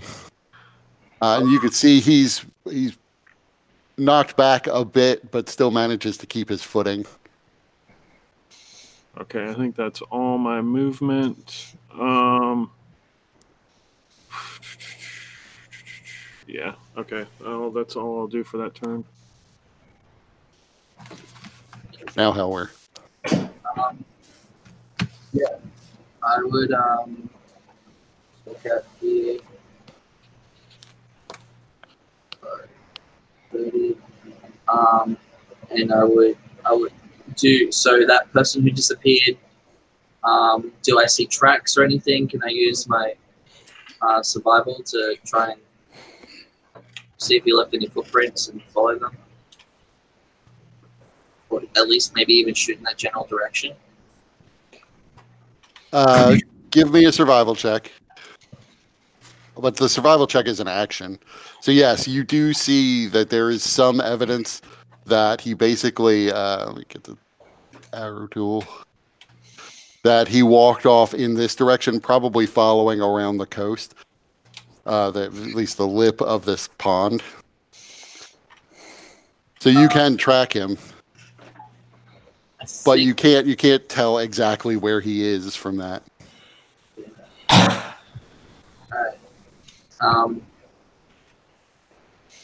Okay. So I know which direction he's going. Okay. I'm just gonna keep my eyes on that, just on the tracking kind of thing. So that'll be me. Oh, I didn't see where you were. You should at least move up to where the guy was to start following tracks. Oh, okay. Not long distance. I can see footprints. Yeah, 80 true. feet ahead of me. Then, if they were that obvious, Lucerosi could have seen them. That's true. Okay, fair enough. Well, if that was an action, I haven't really got anything else I can do, so I'm done. Yeah, just move yourself up your full movement. I did. Oh, okay. I was behind this rock. Well, then I would say then no, you couldn't have tracked from where you were, so you still have your action. Okay. Well, I'm just gonna shoot at that elf in the middle of the lake. That hit. 14, yes. And even if he's not dead, I'd shoot him again. And I probably missed that one. Yeah, it seems as if he's wearing armor underneath the heavy furs that he's wearing. So the second arrow doesn't penetrate. The first does, but he seems to be maybe more robust than the other archers. Okay. That's me then. T-hole. Teal's gonna take a step out to the right, and he's just gonna finish this guy off, or try to. This archer here. I'm gonna cast a level 3 magic missile. Okay.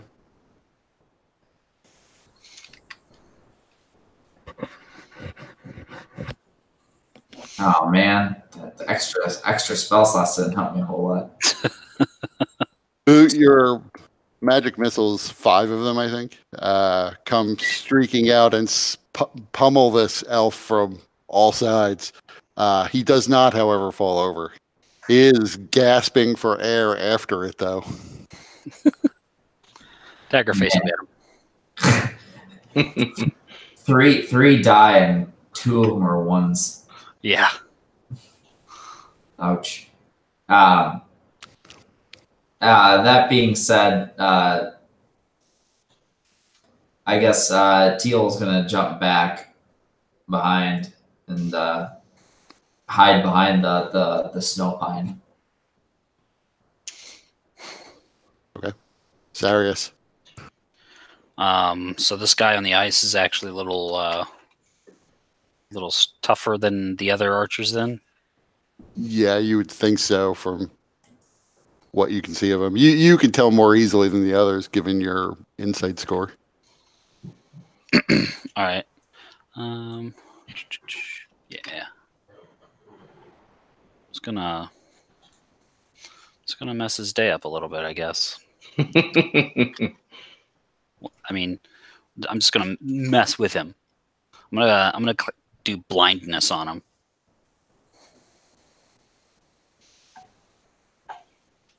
Okay. Let's see. Saves. It's a con save, looks like. What's the DC? It doesn't really Yeah, matter. it doesn't matter. Yes. That fucker is blind. And I'm gonna move the my spiritual scythe closer. So he's just within range of it, and then I'll swing at him. Where's my? There you are.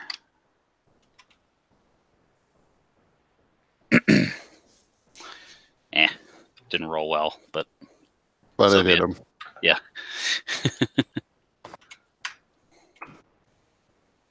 And he begins sort of stumbling around says he can't see what he's doing, and winds up falling prone where he is. And I'm going to say he just rolls inadvertently into the water.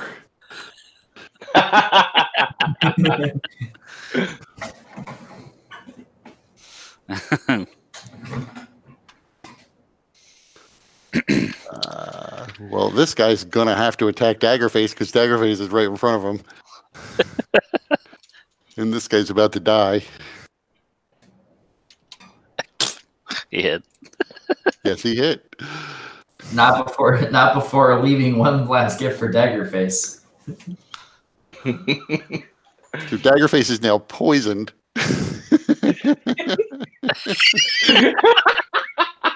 And you didn't save any of your lay on hands to help him out. Or second level spell slots. Has Daggerface become Arrowface now? I actually have Wait a minute. less Oh, restoration. he's it doesn't matter because Daggerface is a dwarf, but he doesn't matter either way. Yeah. He rolled shit. Yeah. The other elf at the lower end of the map, he just starts running off.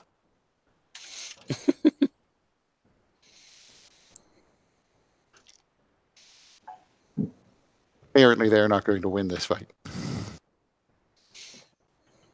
Can I? That guy is there any chance that Lushrosi could catch him? Given that I'm flying and he's trying to trudge through snow. Yes, it is possible you could catch him. How fast do you move while you fly? It's only 30 feet, I believe. Let me just double check. I'm pretty sure it's 30 feet though. But yeah, I'll say you could catch him. And then I may also have. Oh, even better.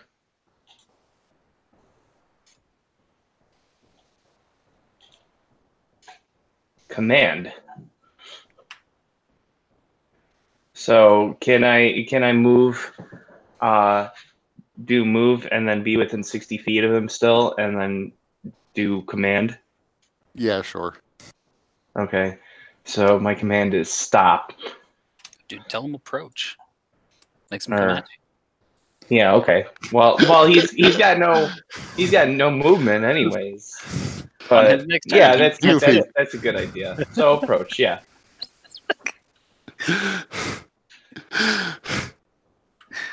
Partly, I don't like it when someone else suggests how to use your command in the middle of using your command, but it doesn't really matter in this case. So that's a wisdom save. Yeah. So he stops and turns and begins to walk back.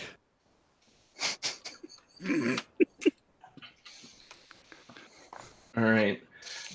So let's see. I move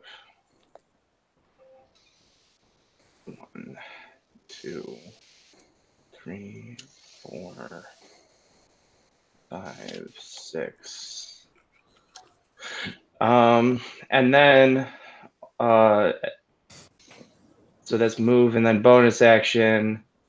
1, 2, 3, 4. So that's good enough to get right next to the guy. So I'll use my spiritual weapon to strike him.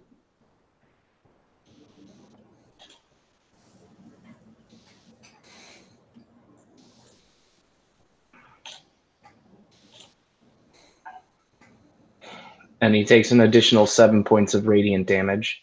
And if it's enough to down him, I want him unconscious, if it's possible. I don't know if you could do that with spiritual weapon. Right. Radiant damage.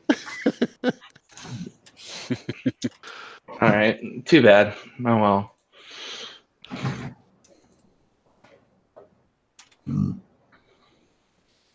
well. Then that's my turn.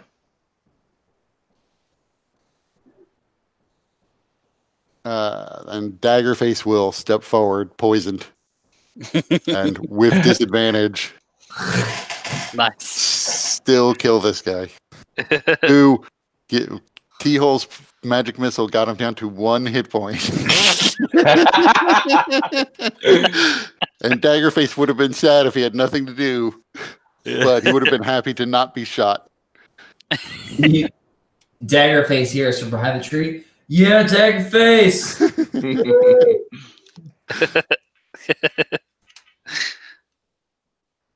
So there's basically just the one guy left, and he is drowning in underwater, blind. He has, at this point, drifted off up this way under the ice.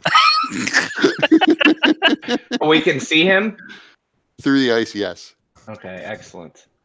And then, so I'll shout out, be careful, one of them disappeared. He may still be around.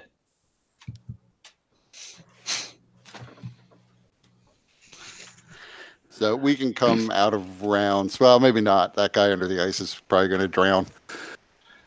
Well, if with that guy that escaped, if he's not doing anything obvious and I can't track him, I would use the remaining couple of seconds that I probably have with my radiant ability to fly over to the elf and try and break him out of the ice so that we can at least have one person that we can question. Okay, give me an athletics check. The DC's fairly high because this is ice strong enough for you to walk on it. Okay. If I were to strike with Celastri and use my last spell slot for Divine Smite, would that assist? I would say if you do that, I'll just let you break the ice. Okay. And then I'll pull the elf up and drag him over to the shore just as my wings fade. Okay. So you, before you do that, just so you reach in and you realize this water is really unbelievably cold. And so you hoist him out, but your arms are still covered in this water. So now you're probably going to need a fire after this just to avoid frostbite, or at least making con saves. But you do hoist him out and you're able to drag him over to the shore. As I'm watching this occur, and since I saw Luceroshi do the same thing to the dwarf and get attacked, I'm like, this dumb son of a bitch, and I'm going to shoot that guy as soon as he pulls him out of the water. God damn it. Yeah. Go ahead. You have advantage on the strike. Yeah, I don't need it. 25. So as you're hoisting him out of the water back here, he is half out of the water and you are about to lift him up in the air when you hear the loud bang of a gun. And you see there's a small, almost like a puff of smoke as the bullet drills into him. He is not dead, but it does injure him. Yeah, I have to take time to reload. Luce Rossi will shout, Asheros, damn it, Kajika!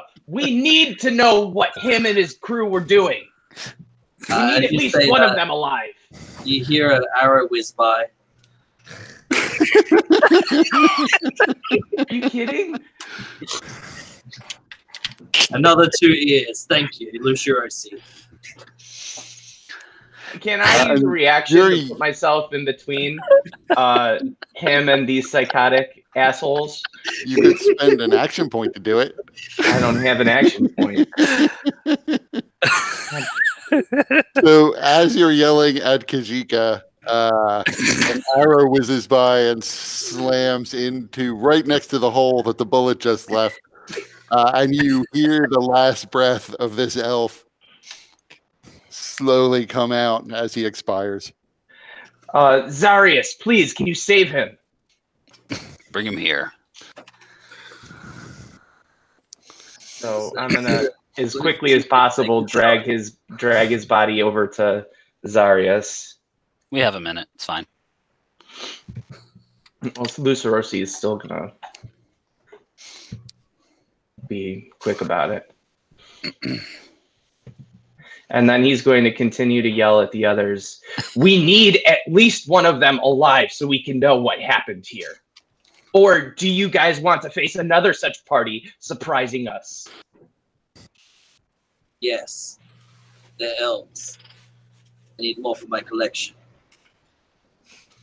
What's the, you said there was a halfling laying on the ice or something? Yes, there's the body of a halfling on the ice. And there's a body of what might be either an elf or a human in the water next to the carcass of a regular-sized wolf. Okay. After I reload my pistol, I will focus on that body that's laying on the ice, make sure it doesn't. If I see it even move, I'm shooting it. Okay. You do not see it move. It hasn't moved this whole fight. Well, it doesn't mean anything.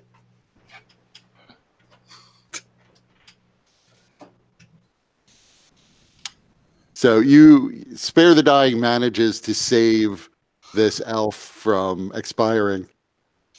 You realize as you're carrying it that the elf is in fact covered with some sort of makeup, and its skin is just as gray as the elven archers and the conjurer that you killed. And I would say, Hellweir, even you've never seen elves like these before. This is something new. Does this makeup or these markings, do they look familiar to me?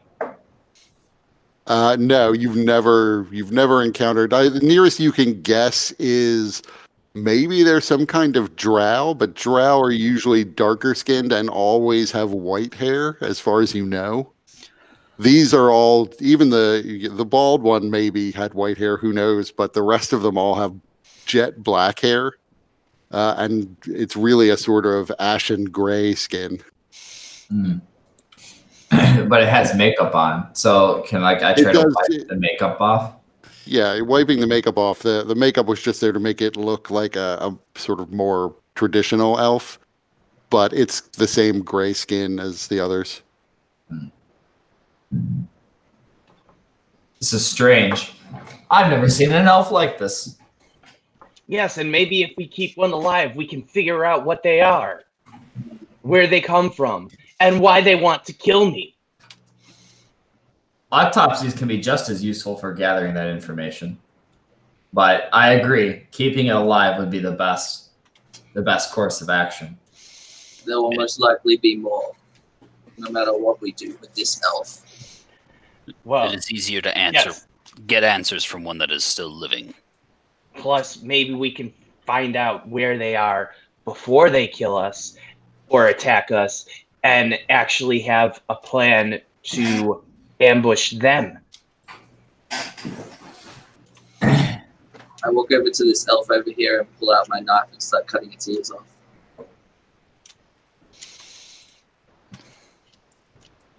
Good job, Daggerface. You bravely slayed that elf with the mighty stroke of your axe. You should be proud. I don't feel so well.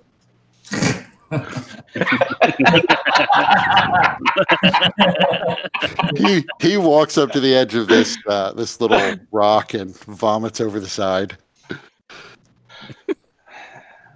That tends to happen. I'll approach him and just touch his back as he's throwing up, I guess. Hold his long hair. You managed to cure the poison, and he stands up. Thank you again. It's good to be blessed by the gods. As the adrenaline from battle is starting to wear off, Lucirosi begins to shiver a bit, and then he says, Can we build a fire or something?" Yes, that would be most wise. I'm gonna look around. Is there a kind of like a sheltered place that I can tell? Not it's nothing strikes you as incredibly sheltered here. The about 300 or 400 feet back up the road, there was that mining camp, and that is in a more sheltered position so that you could get out of the wind. Yes. So let's head up to the mining camp that we passed just a little ways back. We'll be in a better place to lick our wounds. That is not advised. Never lick your wounds. Well, fair enough. I'm no priest, but wizards lick their wounds. Successful wizards lick their wounds. I doubt it. Successful, handsome wizards lick their wounds. You see Zarius thinking, no, I do not believe this is true. We gotta be careful, though. There could be more over there. I think Mike actually did open the window at his. He's a method role player. Yeah. He just dropped a bucket of ice down his pants. That's why I had to be right back. I mean, come on. So, have I established that this thing isn't moving? Yeah, it hasn't moved since you've been aiming at it. Okay. So we probably want to get these other bodies out of here, find out what they are, and I'm going to go up to the elf up at the top, the archer, and search him to see what he's got. You do that. I will take Lucirosi back to the mine. He will need assistance, or he will die. Yes, and we must save the elf. You should not talk. It will annoy people. Like shooting the one person that could answer. I'm done. and you just see him just shivering. Jika, you find 17 silver pieces and 14 gold pieces on that elf.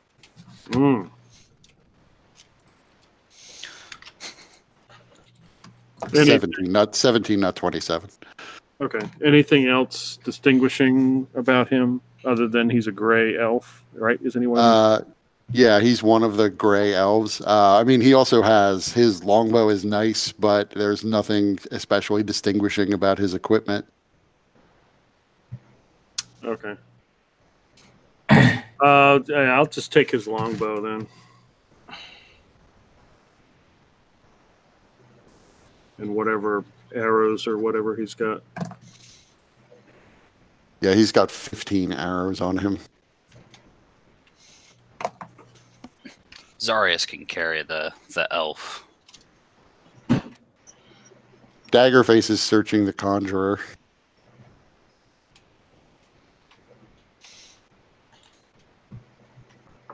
But you all make your way back to the mining camp. As I said, it appears not so much to be deserted as just closed down for the season. But going into the camp itself, which is in another little depression between various rocks, you do find it is pretty heavily shielded from the wind. So you can easily set up a fire and at least not be buffeted by that. The area that's in there is pretty snow covered, but you're able to clear out a spot for the fire, and Lucharosi after about 2 or 3 hours is dry again and warm. The elf looks like he's probably going to take another couple of hours to come to, though, barring some sort of magical healing. So, can Kajika and Hellweir, now that we're a bit more calm and can speak civilly, why did you find it necessary to shoot somebody that you clearly saw me trying to pull from the lake, which I would hope you would think there was some reason to my actions? Well, I saw you try to grab that dwarf, and he about put you under, and then I saw you grab this other fella. I didn't want him attacking you. That's what I was doing. Saving your hide. It's also easier to collect ears when they're dead. Hellweir, we're not going to get into that right now. We've been over this, and I just can't. Right now, I'm near my limit. But Kajika, I would expect better of you. You saw that person go into the lake. They weren't a threat. They could have drowned. It wasn't the same situation. Just like that dwarf wasn't a dwarf. He was one of them elves doing all sorts of magic stuff. Sure. And I paid for that, not knowing what I was going into. This time, did you not think that I would not have expected something? I thought you would have expected something the first time, but you didn't. You're right. The first time I thought I was helping people in need. The second time I was helping somebody that could answer what had happened. There's this helping thing that you're obsessed with. We should have just let the wolves do their job. The wolves. We should have been helping the wolves, if anything. It still boggles my mind how Asheros chose to bless you as he did. I am constantly praying to give me the wisdom to see what Asheros is seeing within you, because all I see is a cretin. I don't care what Asheros sees. Daggerface, who's reading some piece of paper, says, Lucharosi, can I hold Solastri for a second? And he reaches the hand out.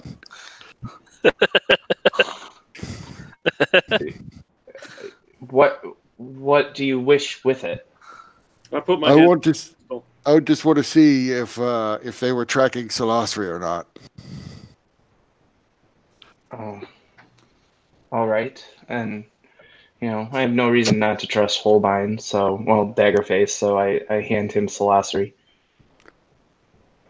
He hurls Solastri, like even he's impressed with it goes flying. As soon as it gets 10 feet away from you, you go immediately blind, because if you read through the description, you're borrowing its sight and attuned to it. So once it flies, it hasn't been further than 10 feet from you before this. But one of the drawbacks is if it gets more than 10 feet of you. So the world just goes black as you see this mighty hurl flying out of the camp. I start to shout, I'm blind! I'm blind! What have you done, Holbein? Teal turns to him and is like, yes, what have you done? And Daggerface, after he hurls it, he comes back and he lifts that piece of paper he was holding up again, and he's like, "Yeah, I think that's what they were doing. They were tracking the weapon." So I- Lucirosi begins stumbling around, trying to find Celestri, hoping that he's because I imagine just because we're separated by distance, he's still attuned to it. He is, but you don't have you can't home in on it. Yeah. Zarius will stand up and tell Lucirosi to stay by the fire. I will go get your weapon. I throw it. I could go get it. And he starts No. walking. You wait. I just throw my hands up and said, "Yep, thanks for making my point, Daggerface." Why do I always feel like I'm surrounded by the trials of Asheros? What? Asheros, what have you done to put such individuals in my path? Obviously, your past life was much worse than this one. Yeah, I'm sorry. I didn't mean to throw it quite as far as I did, but I found this map on the elf wizard, and it's got like a red dot on it, and it seemed like it was just saying where we were because every time we moved, it moved. But I was thinking maybe they were tracking the weapon because of what the dragon said. And when I threw the weapon, the dot moved even though we were just sitting here. So this map clearly is designed to help track down Solastri. And he hands the map out for like a second towards Lucirosi so Lucirosi can see, and then realizes he can't. So he instead hands the map to Zarius. Well, Daggerface, hearing this, it makes much more sense what you've done, and I apologize for my reaction, but suddenly losing my sight was not exactly what I expected to happen. That wasn't what I was expecting either. I just thought I'd go and get it after I tossed it away, but then you were screaming you were blind. I'm sorry, I had no way of knowing. Yes, it is something that caught me off guard as well. But Zarius has retrieved the weapon. As soon as Zarius gets the weapon within 10 feet of you, your sight comes back. So what makes you blind when you're not when when your Solastri is away from you? Do I actually know this information? Yeah, you got a sense of this when you first attuned to it, that because it's enhancing your sight and giving up its own while it does so, one of the drawbacks is you are essentially relying on it for your vision right now, and a side effect of that is if it gets too far away, the shock to your system takes your sight from you. You could get it back by unattuning or by getting the weapon back. Yeah. So I would say to T-Hole, it seems that my senses are bound to Solastri as well. I take use of its power.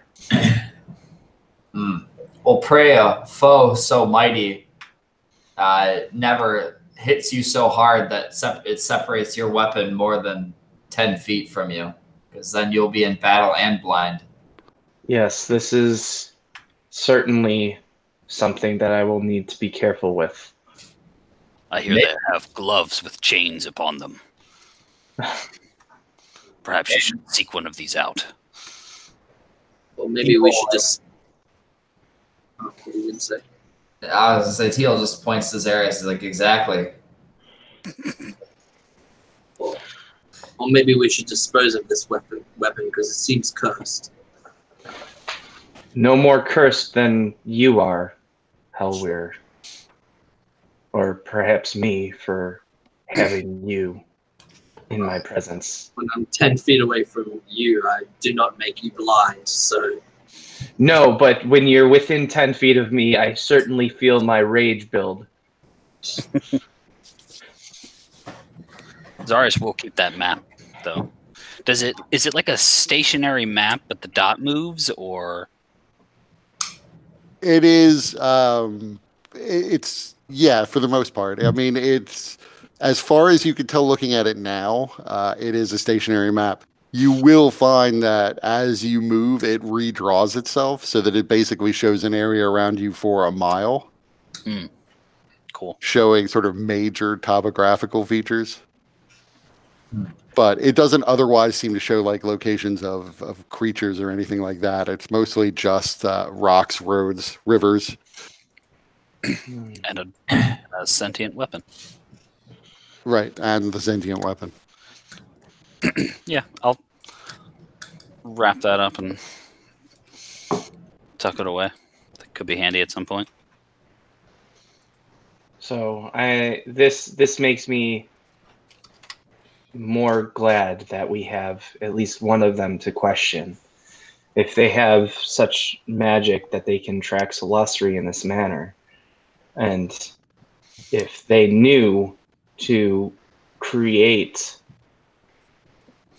the trap that they set in such a way, they knew that I would be drawn to helping those on the lake. Yes. They have too, sense that you're becoming predictable. Hellweir, by the way, make me an insight check.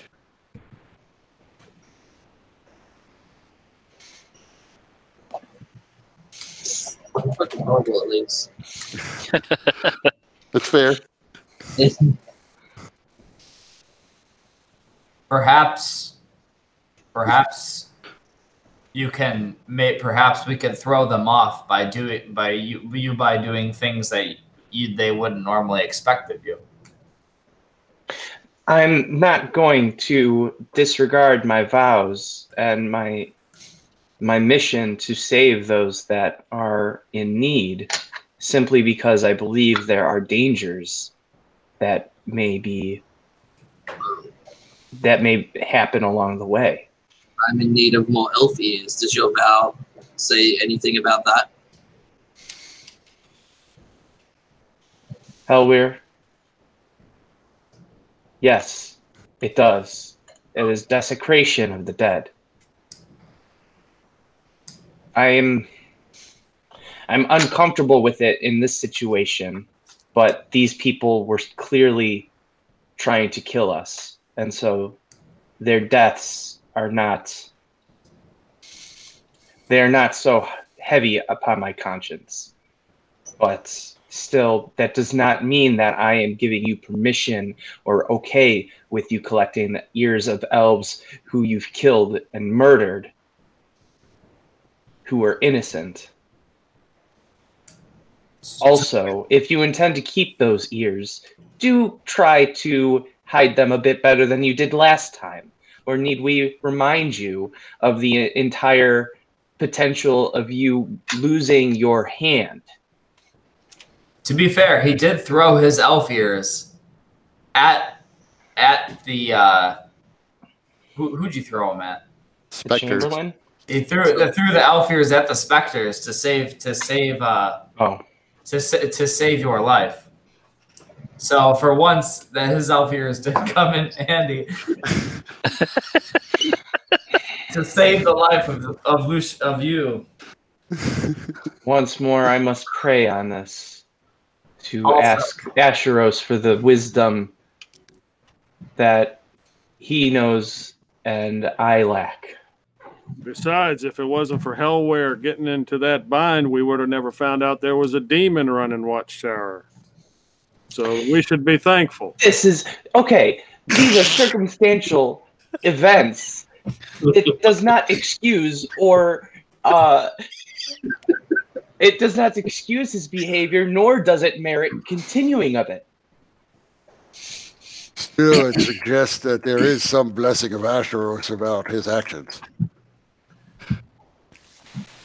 Perhaps I the will. sun god I will is give just you this. I will give you that, Daggerface. There is clearly Asheros does work in mysterious ways.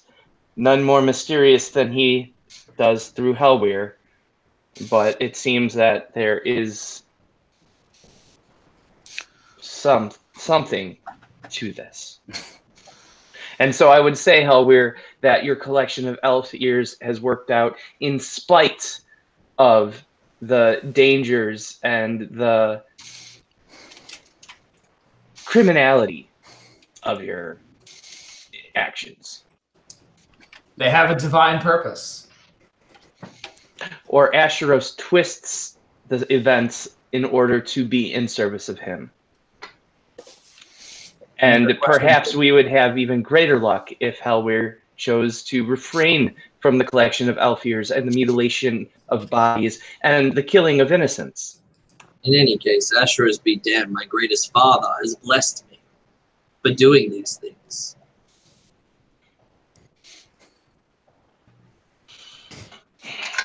Well, you may believe it is whoever, but for me, it is a clear sign that Asheros's touch.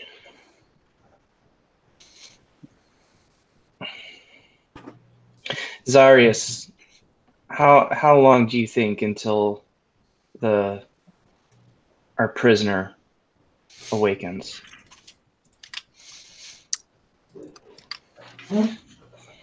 Give me a medicine. 12. You're not entirely sure, but you figure probably at least another hour.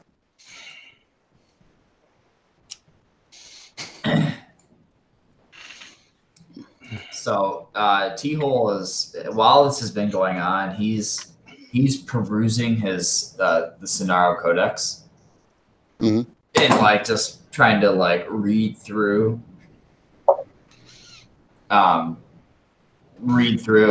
some of the parts that he's been trying to make out. Just kind of spending some time on it. Okay. Presumably, he's also been reading it somewhat in the white spaces. You know, Right. a little bit sitting around the campfire here and there.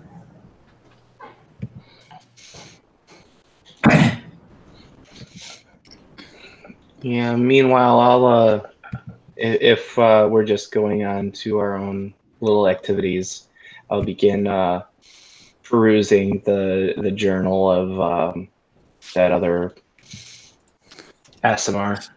Yep. Seraphina. Okay. Yeah, Seraphina. So after an hour, you see there's a bit of a stirring from the elf.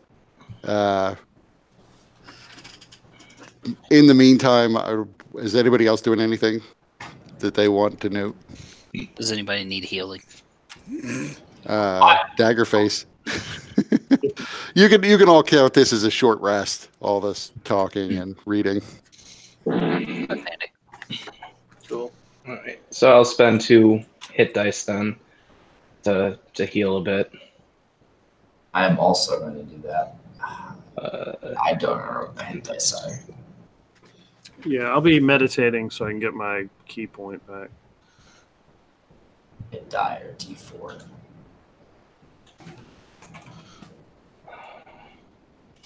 Well, plus 4, 16.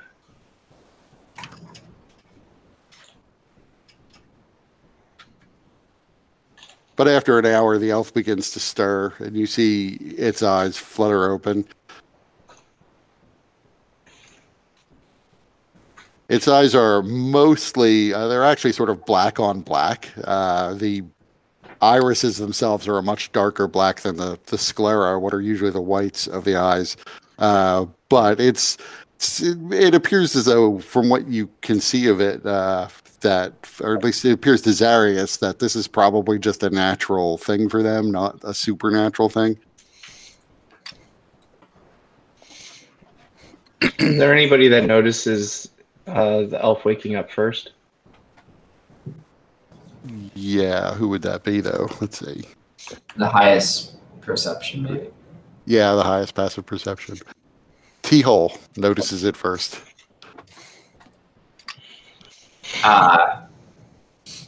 So as I see him kind of stirring awake and his eyes open, I'll like put down my book, be like, good of you to join us. I am your benevolent yet firm emperor, T-hole. And who may you be? The elf looks up at you. You can, based on your insight check, you're pretty sure it doesn't even understand what you're saying. But it says something, which actually only, let's see, Hellweir and anyone else? Draconic goblin. Yeah, no. Hellweir, you understand that it says in Elven, and Solosri understands technically that it says in Elven, you had best release me, or else you will find that you will all die slow and painful deaths. Yes? When I start hearing this gobbledygook, I cast comprehend languages. It seems like your toys want to play, Lucirosi. So with Solosri understanding the elf, how does that? Because I only have an empathic relationship. You get the sense that this Solosri believes this elf is making a threat. Mm-hmm. And so Solosri is essentially ready for you to pass judgment on him. That's the sense you get.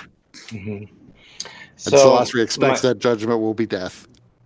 It's not happy about it. It's not bloodthirsty like some other people in the party, but that's what it imagines will happen.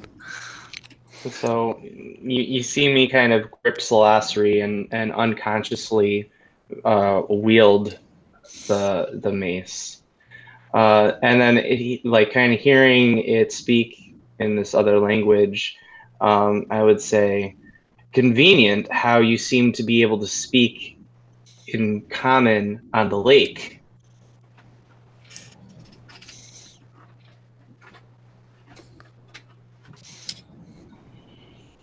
It does not respond to that. So Hellweir, you understand it? Yes. So what did it say? I would repeat it back.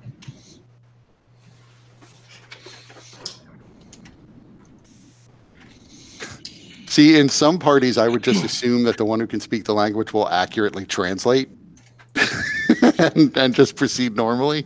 In this case, I have no idea if Hellweir will accurately translate.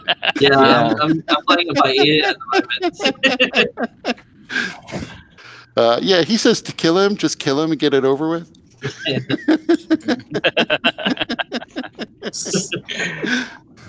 So what? So why did you attack us? I speak in Elven.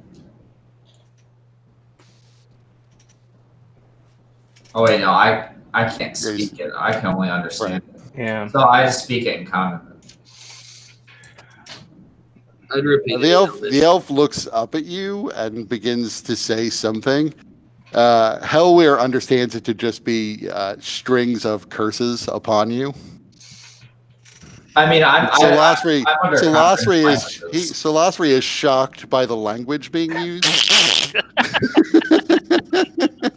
But the elf is essentially spitting these words at you tied up on the ground next to the fire.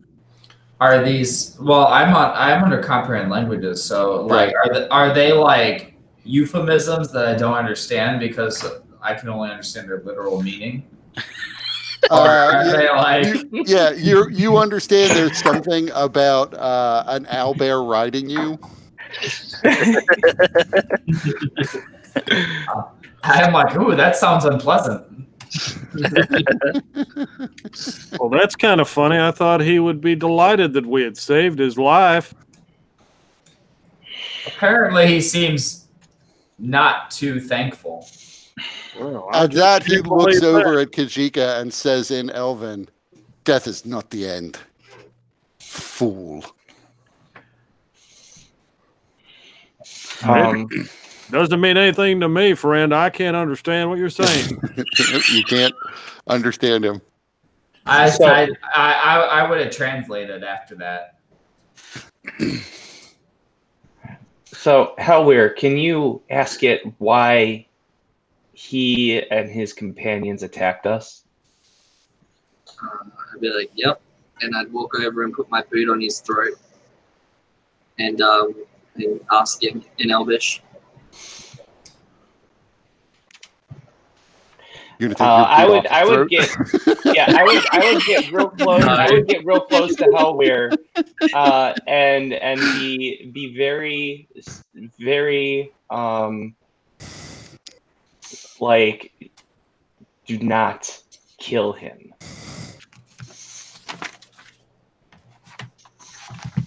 Yes, we went through a lot of trouble to actually get him here. It would be a waste to go through all that trouble just to stomp his throat before anything came out of it. So he's on the ground. He is choking, and so can't respond. I relieve some pressure.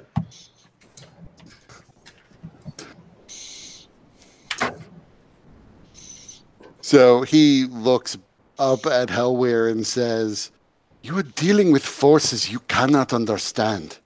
You will destroy the world given the chance, but you cannot understand this, can you? You should just surrender to me now. You could yet be spared." This elf thinks he's in a position of power. And I put my boot back onto his throat. What forces do you speak of? You're going to translate that, Hellweir? Yeah, I'll translate it, yeah. And then again, I would release before he chokes himself out again on his tongue. So he looks back up at you and says, "There are forces in this world that would tear us all apart given the chance. And we need to take that weapon and keep it safe to keep it from them. You should surrender the weapon to me and go. And be glad for your lives. They want your cursed Keep weapon, it. Lucius. Keep it, and you will simply meet more of us. Or worse, you will meet more of them." And there's going to be more elves. Good. Oh, so it is Celestri they want. Did it say why?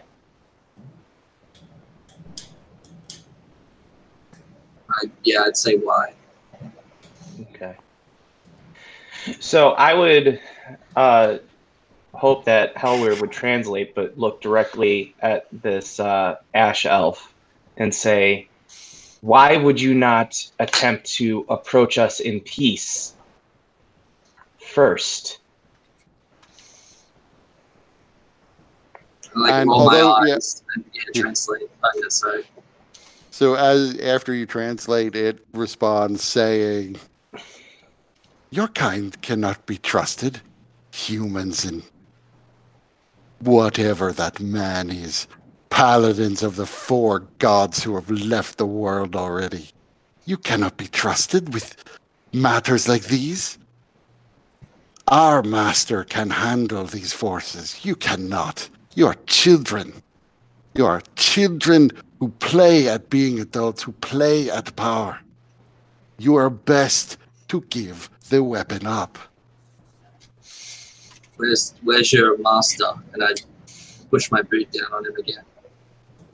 Wait for him to stop breathing a little and lift it back up. Make an intimidation check. Okay.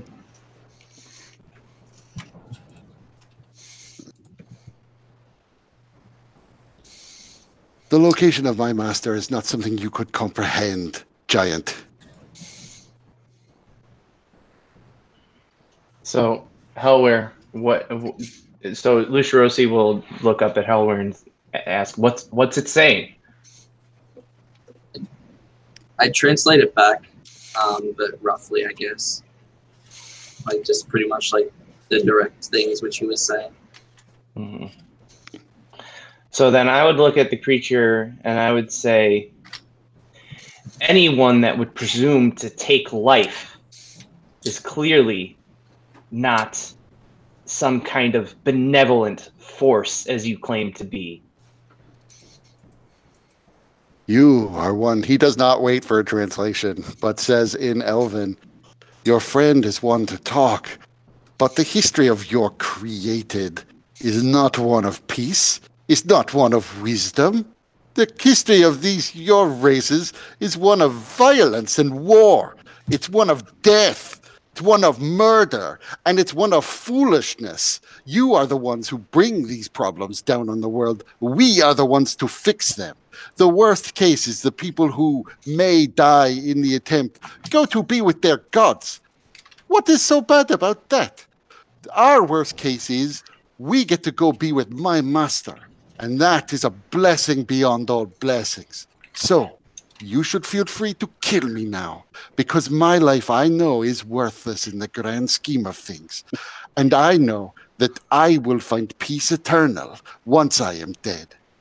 I will answer no more of your questions. Any translation there? I say to him in Elvish, I'm gonna bleed him out like I'm tanning a bear. So at least Teagle understands all of this. Yeah, I understood everything, so I was just waiting to see what Hellweir said. And Solosri, the sense you get is that some of what he was saying was bordering on blasphemy, but Solosri's not entirely sure if it was blasphemy or not. He like has to think about it. Solosri's not super bright. So my grip unconsciously tightens on Solosri. Being annoyed at this this guy's uncooperative nature, I pull out the hand of, what is it called? Otherworldly something? Knowledge. Yeah, otherworldly knowledge. I put it on and I grab him. I step forward and grab the guy and lift him up, probably yanking him from underneath Hellweir's boot. Yep. Like, is there like a wall nearby? Hopefully. There are large stones nearby. All right, I'll just slam him against one of the stones, and I'll just hold the hand up. It's got like that weird bit in the beginning, in the palm or whatever. Yep. And knowing full well it's a lie, he says, "This glove will pull your soul from your body. You will not meet your master, whoever he is, unless you answer the questions we have." So make me an intimidation check. Sure. Fuck, come on, man. I got a decent fucking bonus and I just roll shit. Action point. Action boards. Can I do that? Yes. To re-roll a skill check? Sure, you could. All right.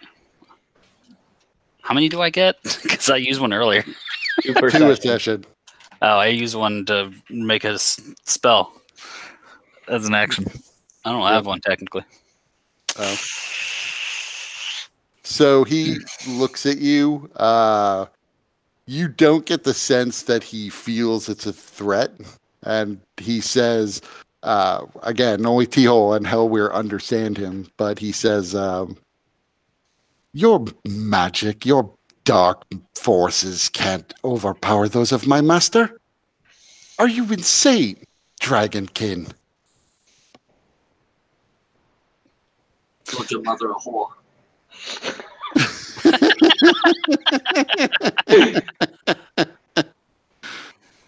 Which one? All of them, even your grandmother. I do not believe you.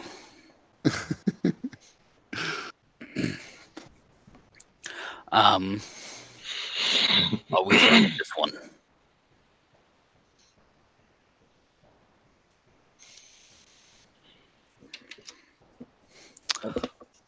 Zar's So- like still holding him up and just looks back. Are we through with him? Is he not Hellware, is he not sharing anything more? He said he would if we bleed him out slowly. That's an obvious lie. Actually, let's see how good deception I am. Yeah, I'm a good liar. Yeah, unfortunately, because over me. you just said he wants you to bleed him out, I'm going to go ahead and impose disadvantage. So we'll take the 6. Okay, yeah. My passive insight's better than that. Yeah, your passive insight's better than the 13. Yeah. How we're not going to torture him, even if that is somehow what he requested.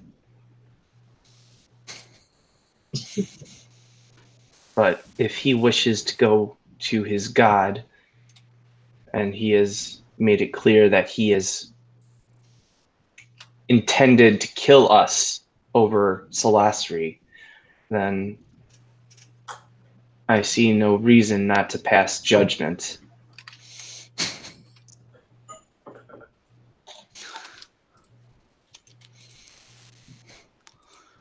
Oh, Oh, did you just cast that just to kill him? yeah. Okay. You gotta make a wisdom save, but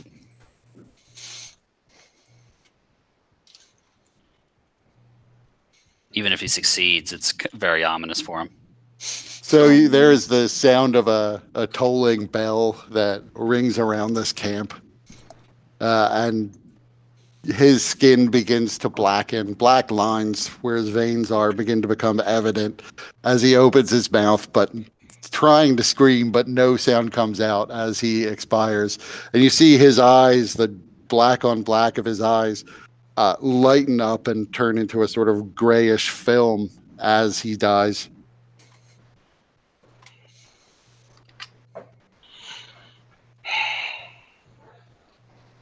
So there are, if this one is to be believed, there are more of these creatures,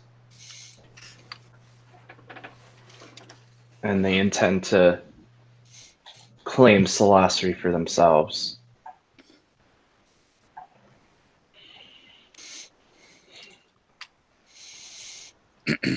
Yeah.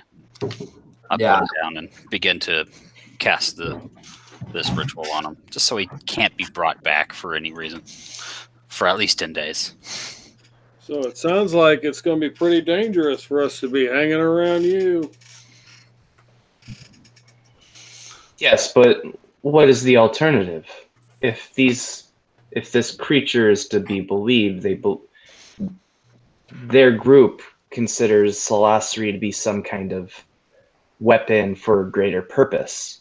And if that is true, and I believe Salasri is an instrument of Asheros, then we cannot just allow it to fall into any hands. Well, how much do you know about Salasri? I have Are you sure that it's an instrument of Asheros? I have communed with it, and I have prayed. If we got to take some trek to some mountain to throw it in, I don't know what I think about that. No. As the dragon mentioned, it is a powerful weapon. And it makes sense now, thinking about our encounter with that dragon, that this map exists. It mentions something about Salasri being a beacon for all kinds of creatures. I wonder how many of these maps exist, and that just the ease of making one. We should keep the map as a for further study. If we can dissect to figure out how it works, we may be able to reverse engineer it and thus hide Salasri, or at least make it duller. This is reasonable, but additionally, we are seeking this mansion, the door that Daggerface is able to open. that may be the safest place to keep Salasri in order to prevent it from falling into hands that would use Salasri for ill. It also may be what these groups are really trying to get to. It sounds like as was mentioned by one of the demons, this doorway in this mansion seems central to a lot of things. Perhaps Solastri is not the goal, but in fact the doorway is. Well, it may be, but regardless, we cannot allow. We must be good stewards, or at least I must be a good steward, having accepted the responsibility of carrying Salasri. I am okay with placing it in the hands of somebody that is trustworthy and will act within the light of Asheros, but I would not do so lightly.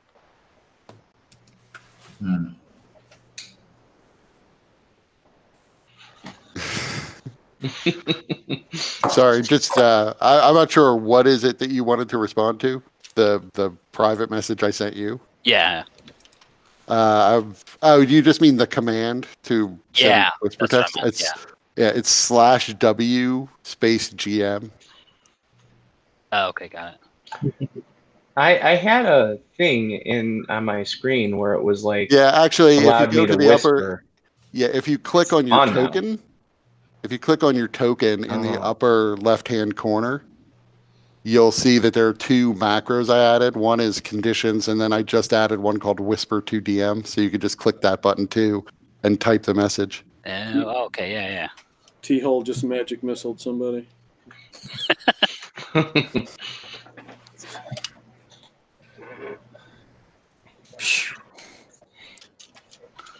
I was blowing smoke ships actually, and I just blew the Pinto.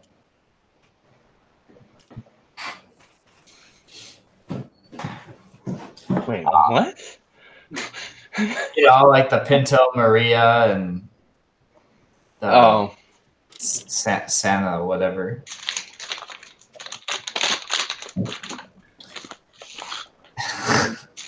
All right.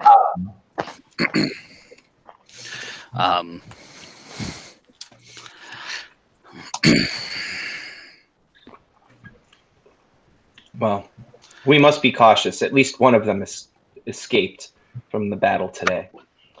And that one in particular seemed quite dangerous.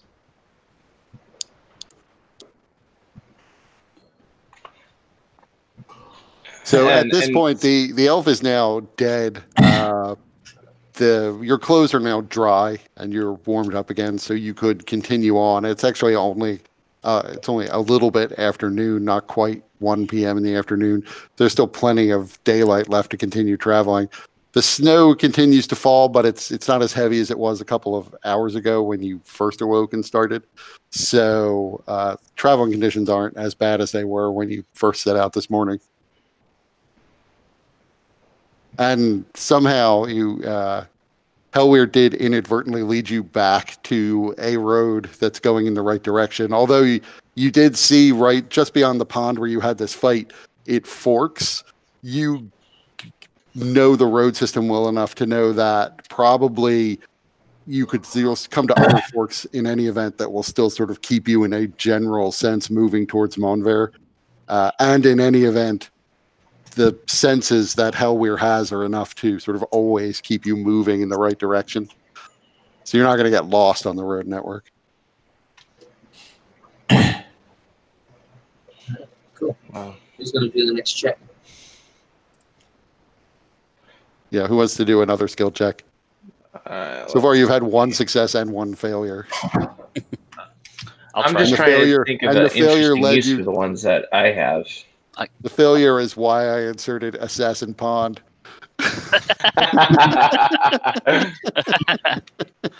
I'll try one. Fail, Perhaps. fail. I mean, Do a medicine one. ooh, Hey. wow. Okay. How does medicine help you on your journey? I'm thinking more like the knowing how the body works. I've over the couple days as we've been walking, I've been teaching everybody proper breathing techniques for making long treks. So our breathing and such is more efficient, and we're able to go longer distances.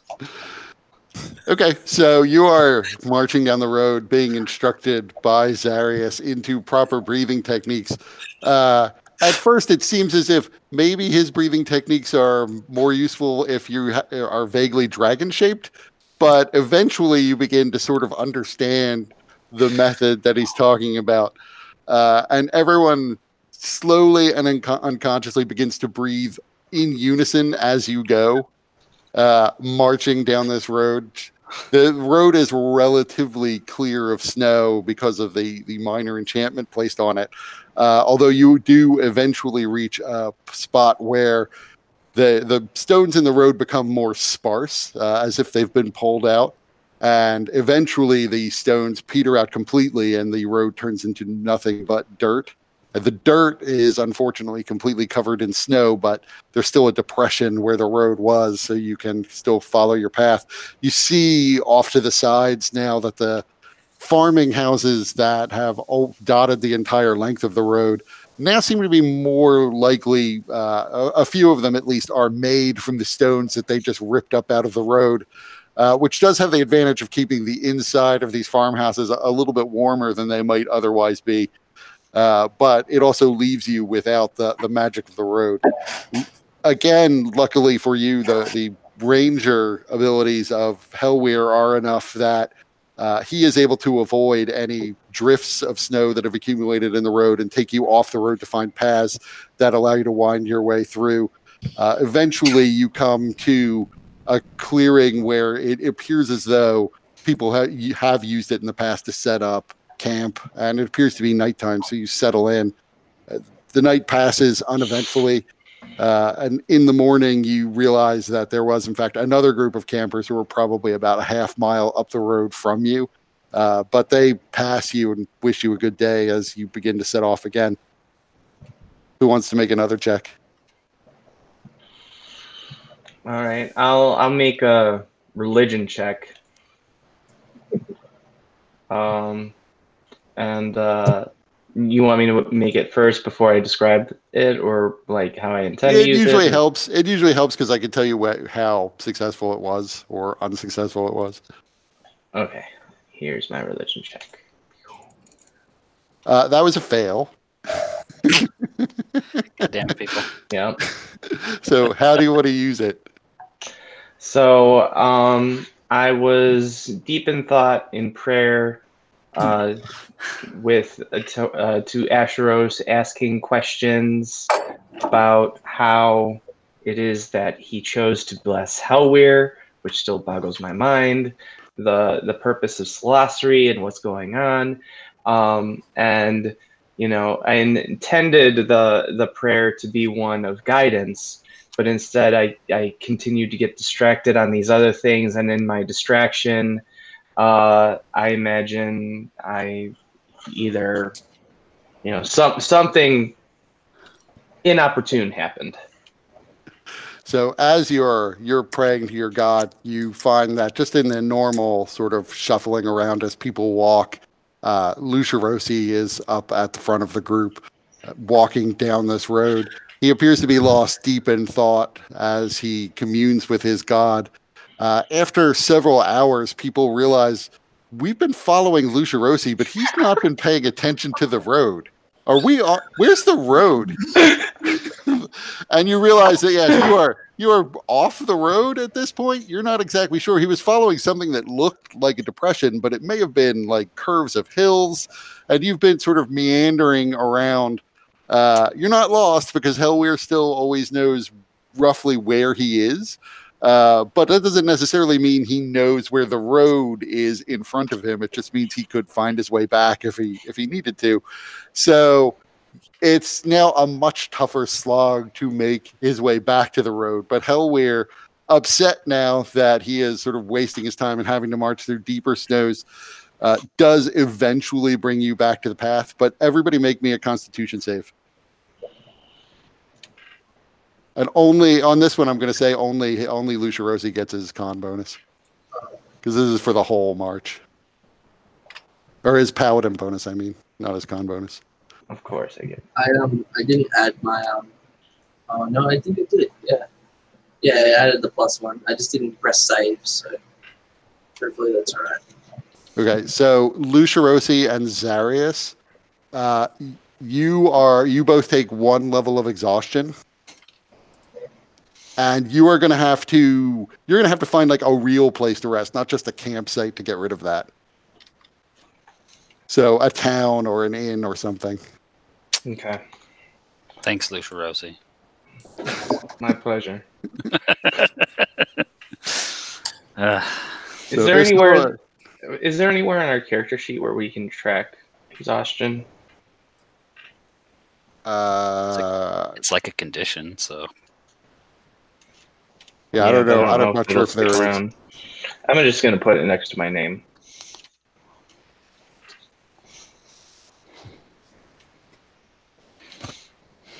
So who wants to do the next check? Looks like I'll probably need to do one. I'm going to do stealth. Yeah, there we go. So you are making your way around, and you see something off in the distance, which causes Kajika to want to try to move more stealthily than you normally would. As you're moving, however, you're not as stealthy as he would have liked, and so you see what looked at first like a cloud on the horizon suddenly begins to seem a bit more menacing and close. It looks almost like a flock of birds, but out in this particular weather, that seems odd. It is getting closer now, though. It appears to be, like I said, it looks almost like a flock of birds, but it's a good distance off. It does seem to be generally moving in your direction. I get my scatter gun out. Oh, wait a minute. Clarify. Since we left the mining town, have we had a long rest? I forgot. No, not since you've left the mines. Okay. No, you did. You had a rest. There was one on the side of the road, one long rest. Okay. I'm mistaken. What do you want to do? There's these things. These things are still probably 300-400 feet off, whatever they are. So that's not something you see every day. Is there a can the whole group see it, or is it just Kajika that sees it? No, you can all make out the form now. Can I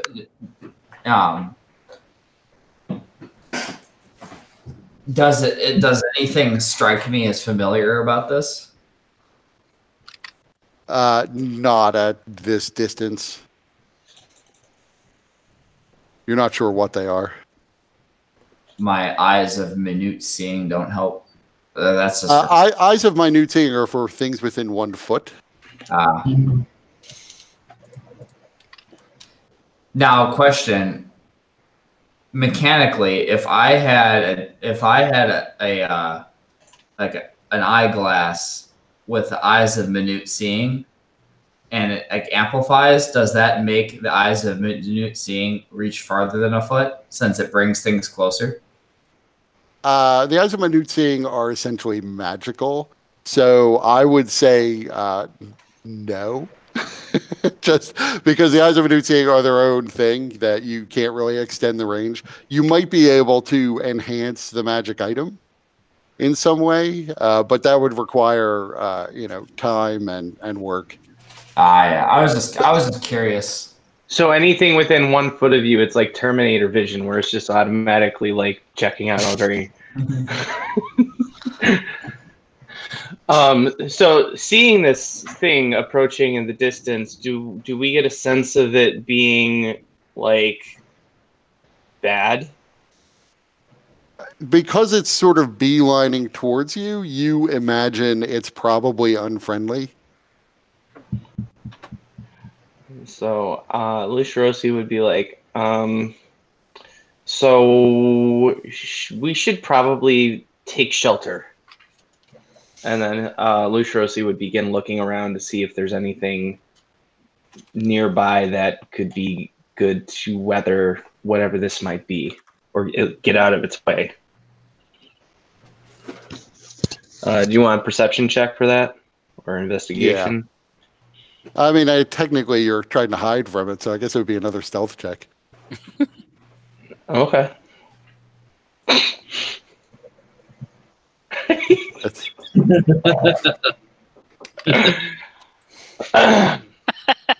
Find a twig. Well, I think good rolls in combat at least. Occasionally. so this flock is sort of swirling at this point. It's much closer now, and it's clear that that it has identified you as some sort of target.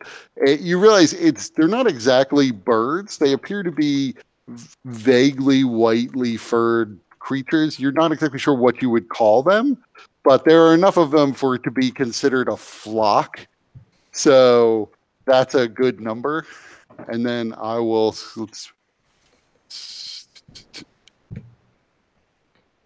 There are more of them behind what you will now see, but Jesus fucking Christ. Good. they appear to be like white furred bats, but their wings sort of stretch from their front legs completely to their back legs. Urges. They're dire sugar gliders. They're more like winter sturges. Fuck. This is not what I want to come across, man. So roll initiative. I've almost killed a whole party with Sturgis with like 3 of them. Thing. There's crazy strength drain, man. Is it? Oh no. Oh no, it's the shadows all over again. It's Yeah. revenge for the shadows. He's getting revenge. Oh shit, I didn't click. I'll match your shadow with my Sturgis. Yeah, I don't really have area effect. You can do it, T-Hole. So Kurt, if you want to change mine to a 6, because that was what I first rolled, but I figured it was easier to change it than to put me in there. Yeah, I'll just go with the 17.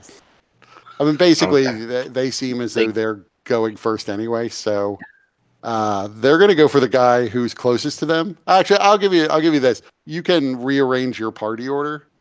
Well, you I were technically following Kajika, though, so he technically should be up front. I got a critical fail on my stealth check, so I figured that puts me right here. That's fair. So they will begin to swarm. And you discover, watching them, that they fly really pretty fast. So it's not a big deal for them to sort of swarm. The ones up front to swarm completely around you. What the fuck? Yeah. And they can fly, so they can go right above you, too. Yeah, I'll be nice and say that there's just 8. We'll fight in 2D. So there's 1 hit, 2 hits, 3 hits. Jesus. Time to run. Oh, 2 more.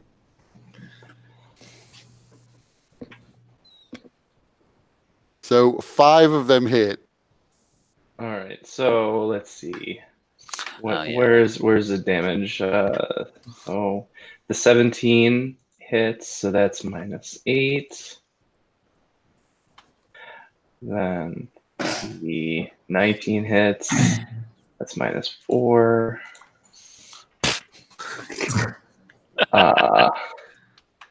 18 hits, 6. Fireball would be nice. The 22 hits. It's a -7. And 1 manages to make it up to Kajika.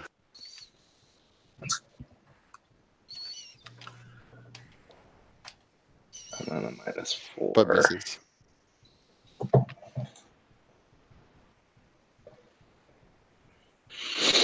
All right, and then I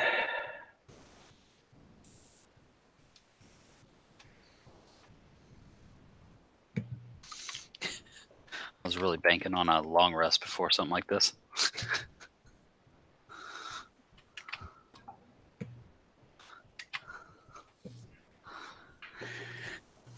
so these things that successfully hit me, they didn't just hit me, but now they're attached to me. Yes, they are attached to you and draining blood. Yes.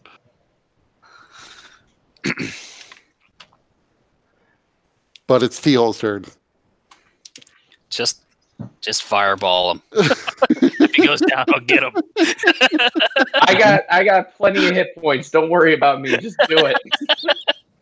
So yeah, I'm just gonna sit here and yeah, I'm gonna do a burning hands. Now, let me ask you, Kurt.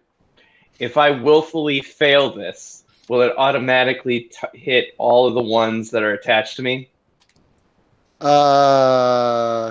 Sure, I'd give you that. All right. So I'm gonna cast just at the first level. Yeah, no need to panic yet. So 10, I am not going to roll for any of them. What's the range on that? 15 feet? Yeah. So I would have moved close enough to try to get all of them. So maybe like 5 feet closer. Okay. So you move and you actually manage to kill all the ones on Lucirosi and around him. And then I'm going to. I only moved like 5 feet, so then I'm going to move like 5 more, and right here, and I'm going to use an action point to do another burning hands in this general direction.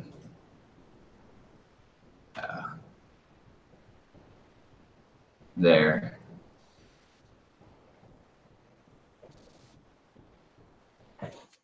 So, okay, so that's... Well, you can roll your damage. Same thing.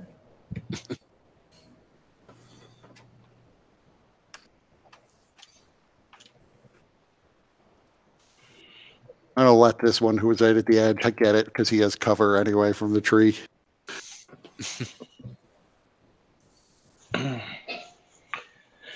You go, T-Hole. Woohoo! Baptism by fire, just like Asheros wants them. Luciorosi's turn. We better hurry. These things are troublesome. Yeah, so let's see. I'll move right here and strike these 3. Or strike at them. So I'm gonna just do my normal 2 strikes with Celastri.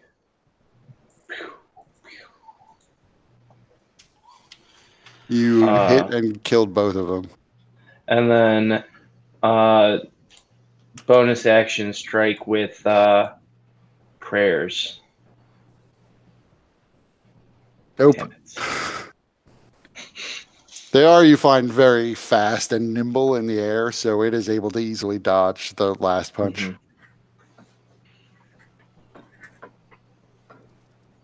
Is that it? Yep. Kajika. So the scattergun, is that, do they get a reflex save?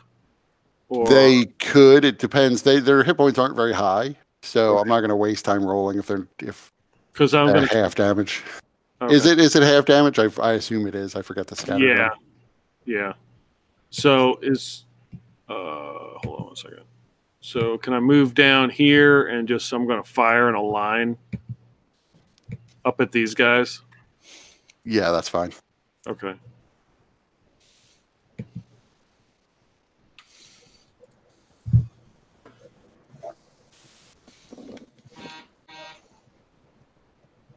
So it's a 30-foot Cone.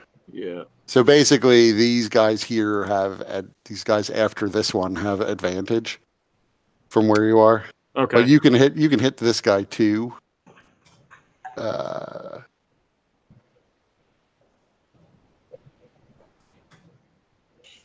So even giving you disadvantage on hitting those guys, though, you clear. Oops! I think I killed you and Everybody. that's how powerful the scatter gun is.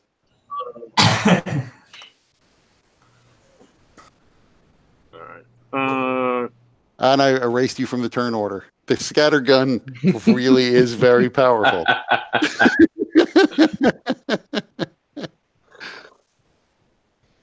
Okay. Let me move. Oh, shit. Move down here. All right.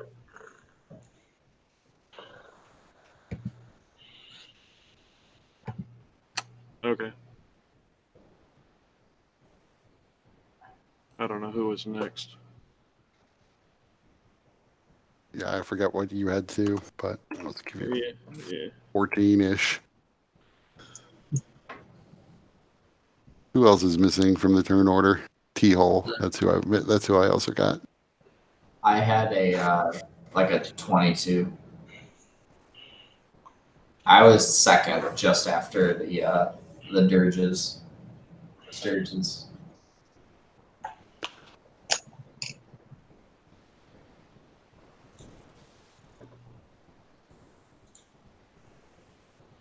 Okay, so Zarius' turn.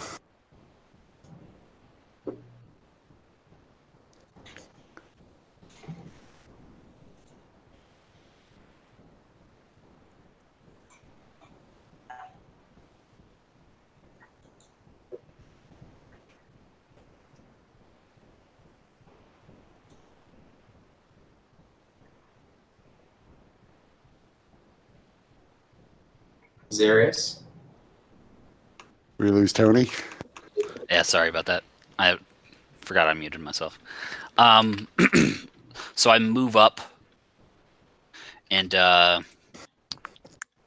start accessing the acidic pouches in pouch, acidic glands in the neck, and go to spray out in a 30-foot line in this direction, 5 feet wide. Okay. And then breath weapon. Did I add you up here? Yeah. There.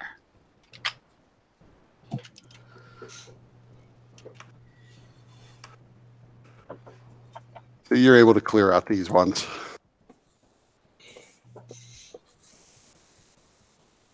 Alrighty. I don't really have much in the way of bonus actions, so that's it. Technically, I think I skipped over the Sturges and T-hole. Sturges went first. Word first, yeah. I didn't realize that I erased them from the thing too. So the Sturges are going to swarm again around the close one. Oh, good. There's 8 or 7. Damn it! That means you could escape.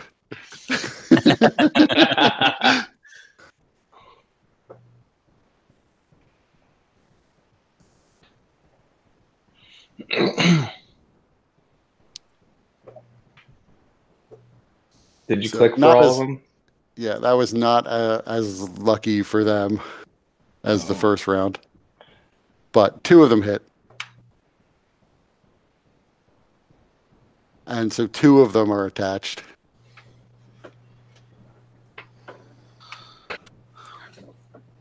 And it's T-Hole's turn.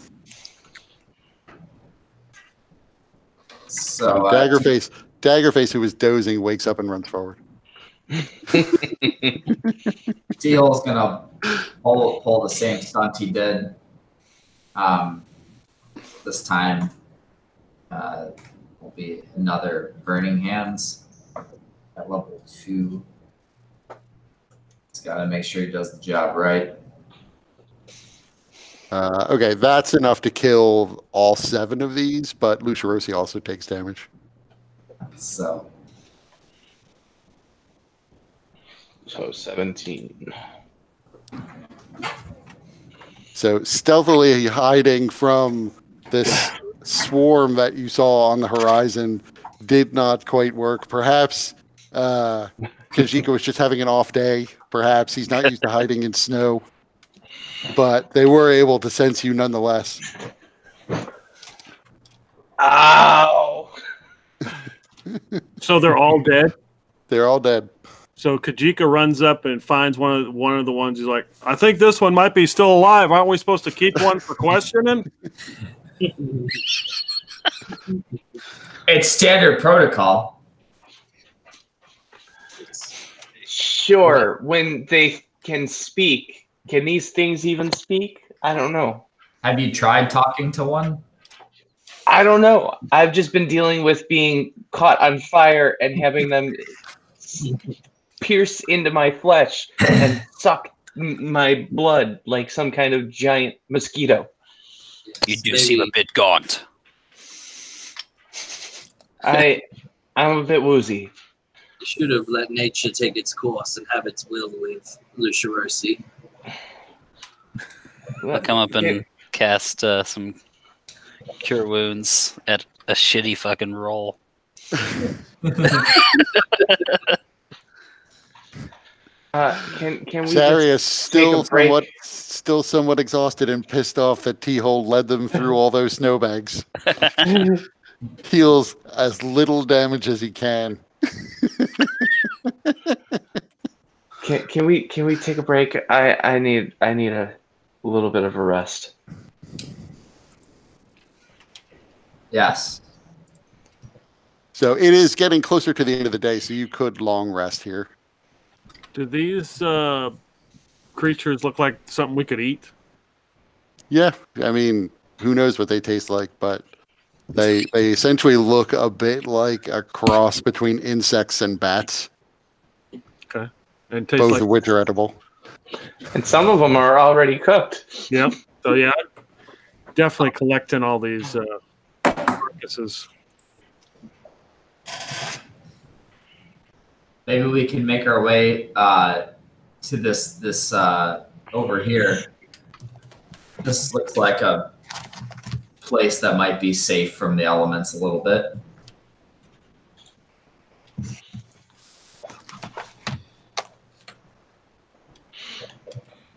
So you set up a camp and rest through the night. It's still pretty cold. You do find shelter from the wind, but it's still not restful enough to heal the levels of exhaustion you picked up wandering off the road.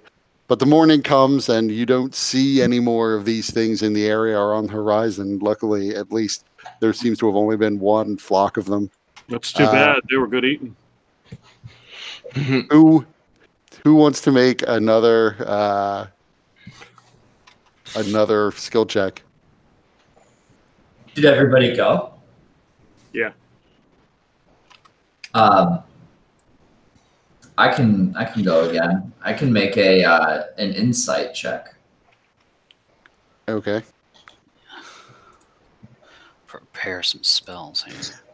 Yeah, and there you have tell me how this goes. How do you fail your insight check? Well, as we were walking, I thought for a second, I may, something doesn't look quite right about this path. And then I just kind of shrugged it off. It's like, it's probably nothing.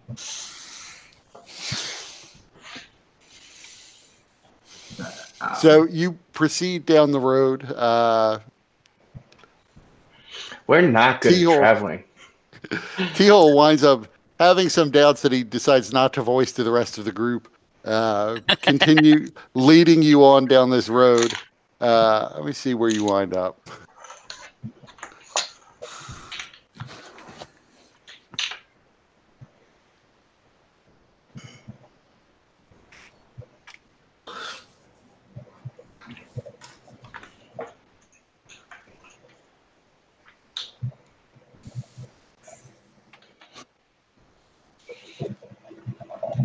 By the way, my armor class has been wrong this whole session. It was supposed to be 18. Doesn't matter. It doesn't matter now, but I fixed it.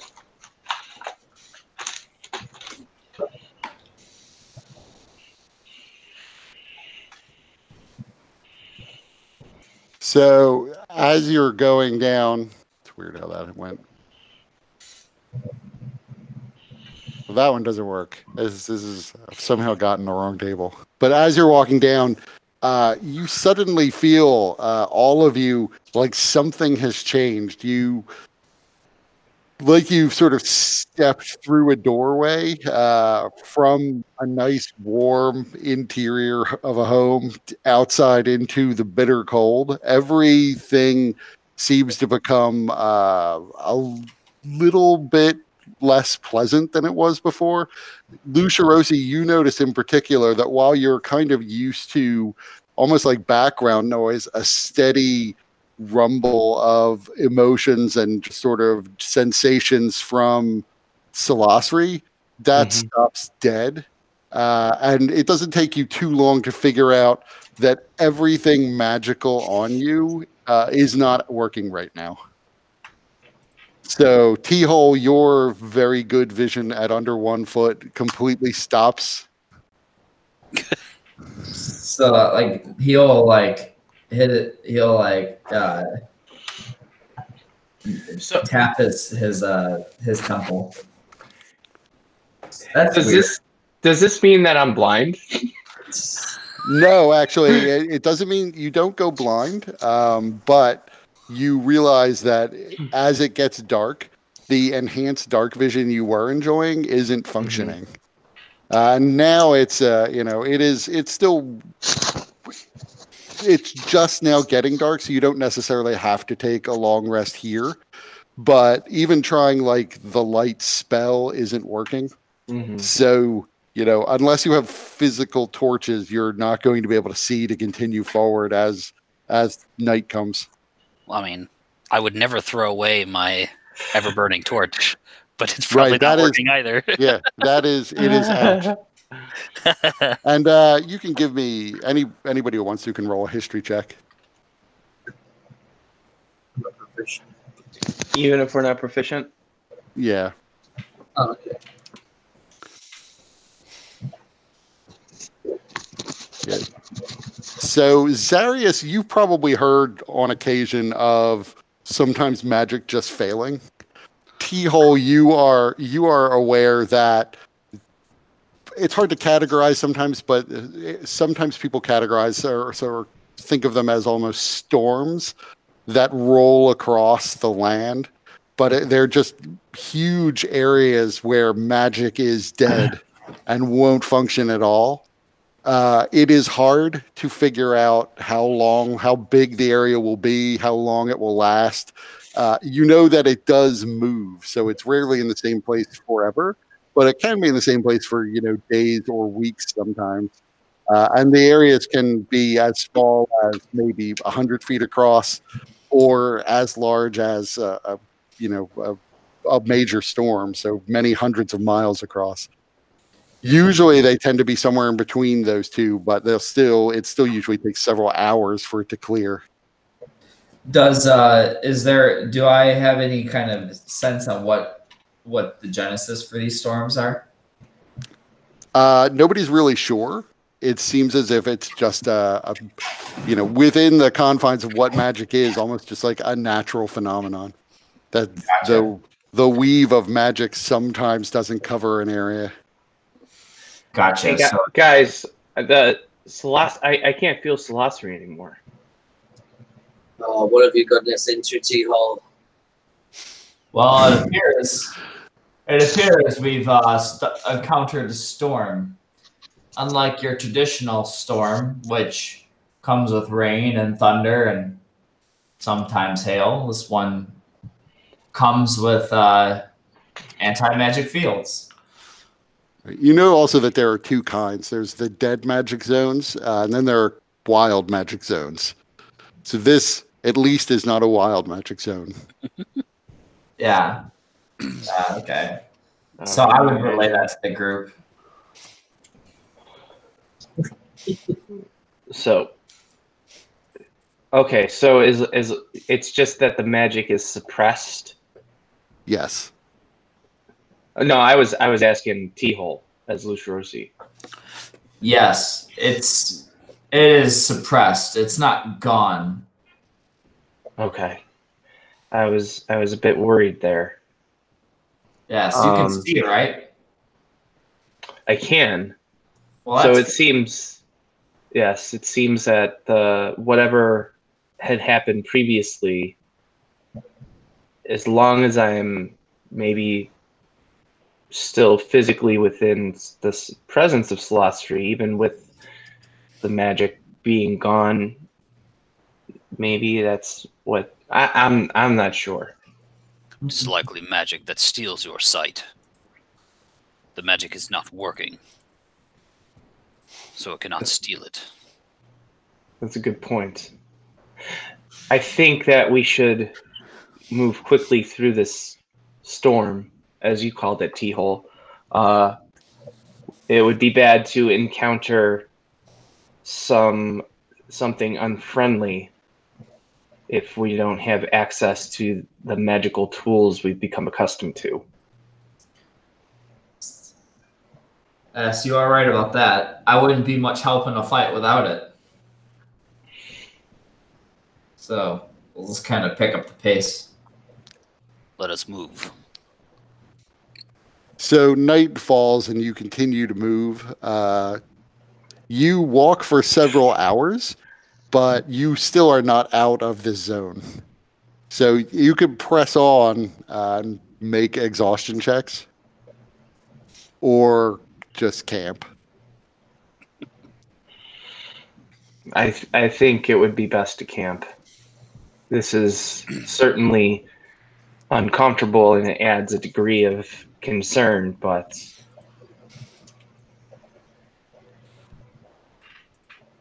I don't think that this is reason to press on.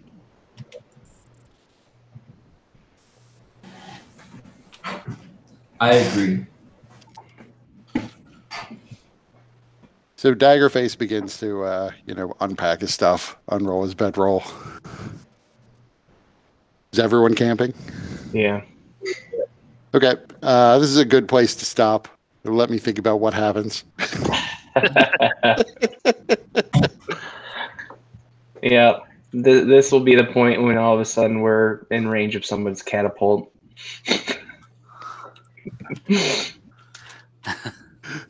Well, no, I mean, it probably won't be a catapult, but since this is sort of what came of a failed skill check, something probably will happen in the night. It might not be combat, though. We can hope. Maybe we'll be visited by some kind of I don't know.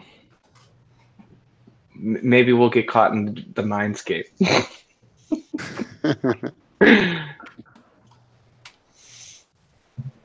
Yeah. All right. All right, good session, Kurt. Yeah. That's good. Yeah. That was fun. Pick it up here in 2 weeks. Yep. All right. See you guys. See ya. All right, take care, everyone. All right. Have See a good ya. trip, Kurt. Thanks. See you too. Home for tomorrow, yeah? Yeah. Cool. See you there. Bye. See-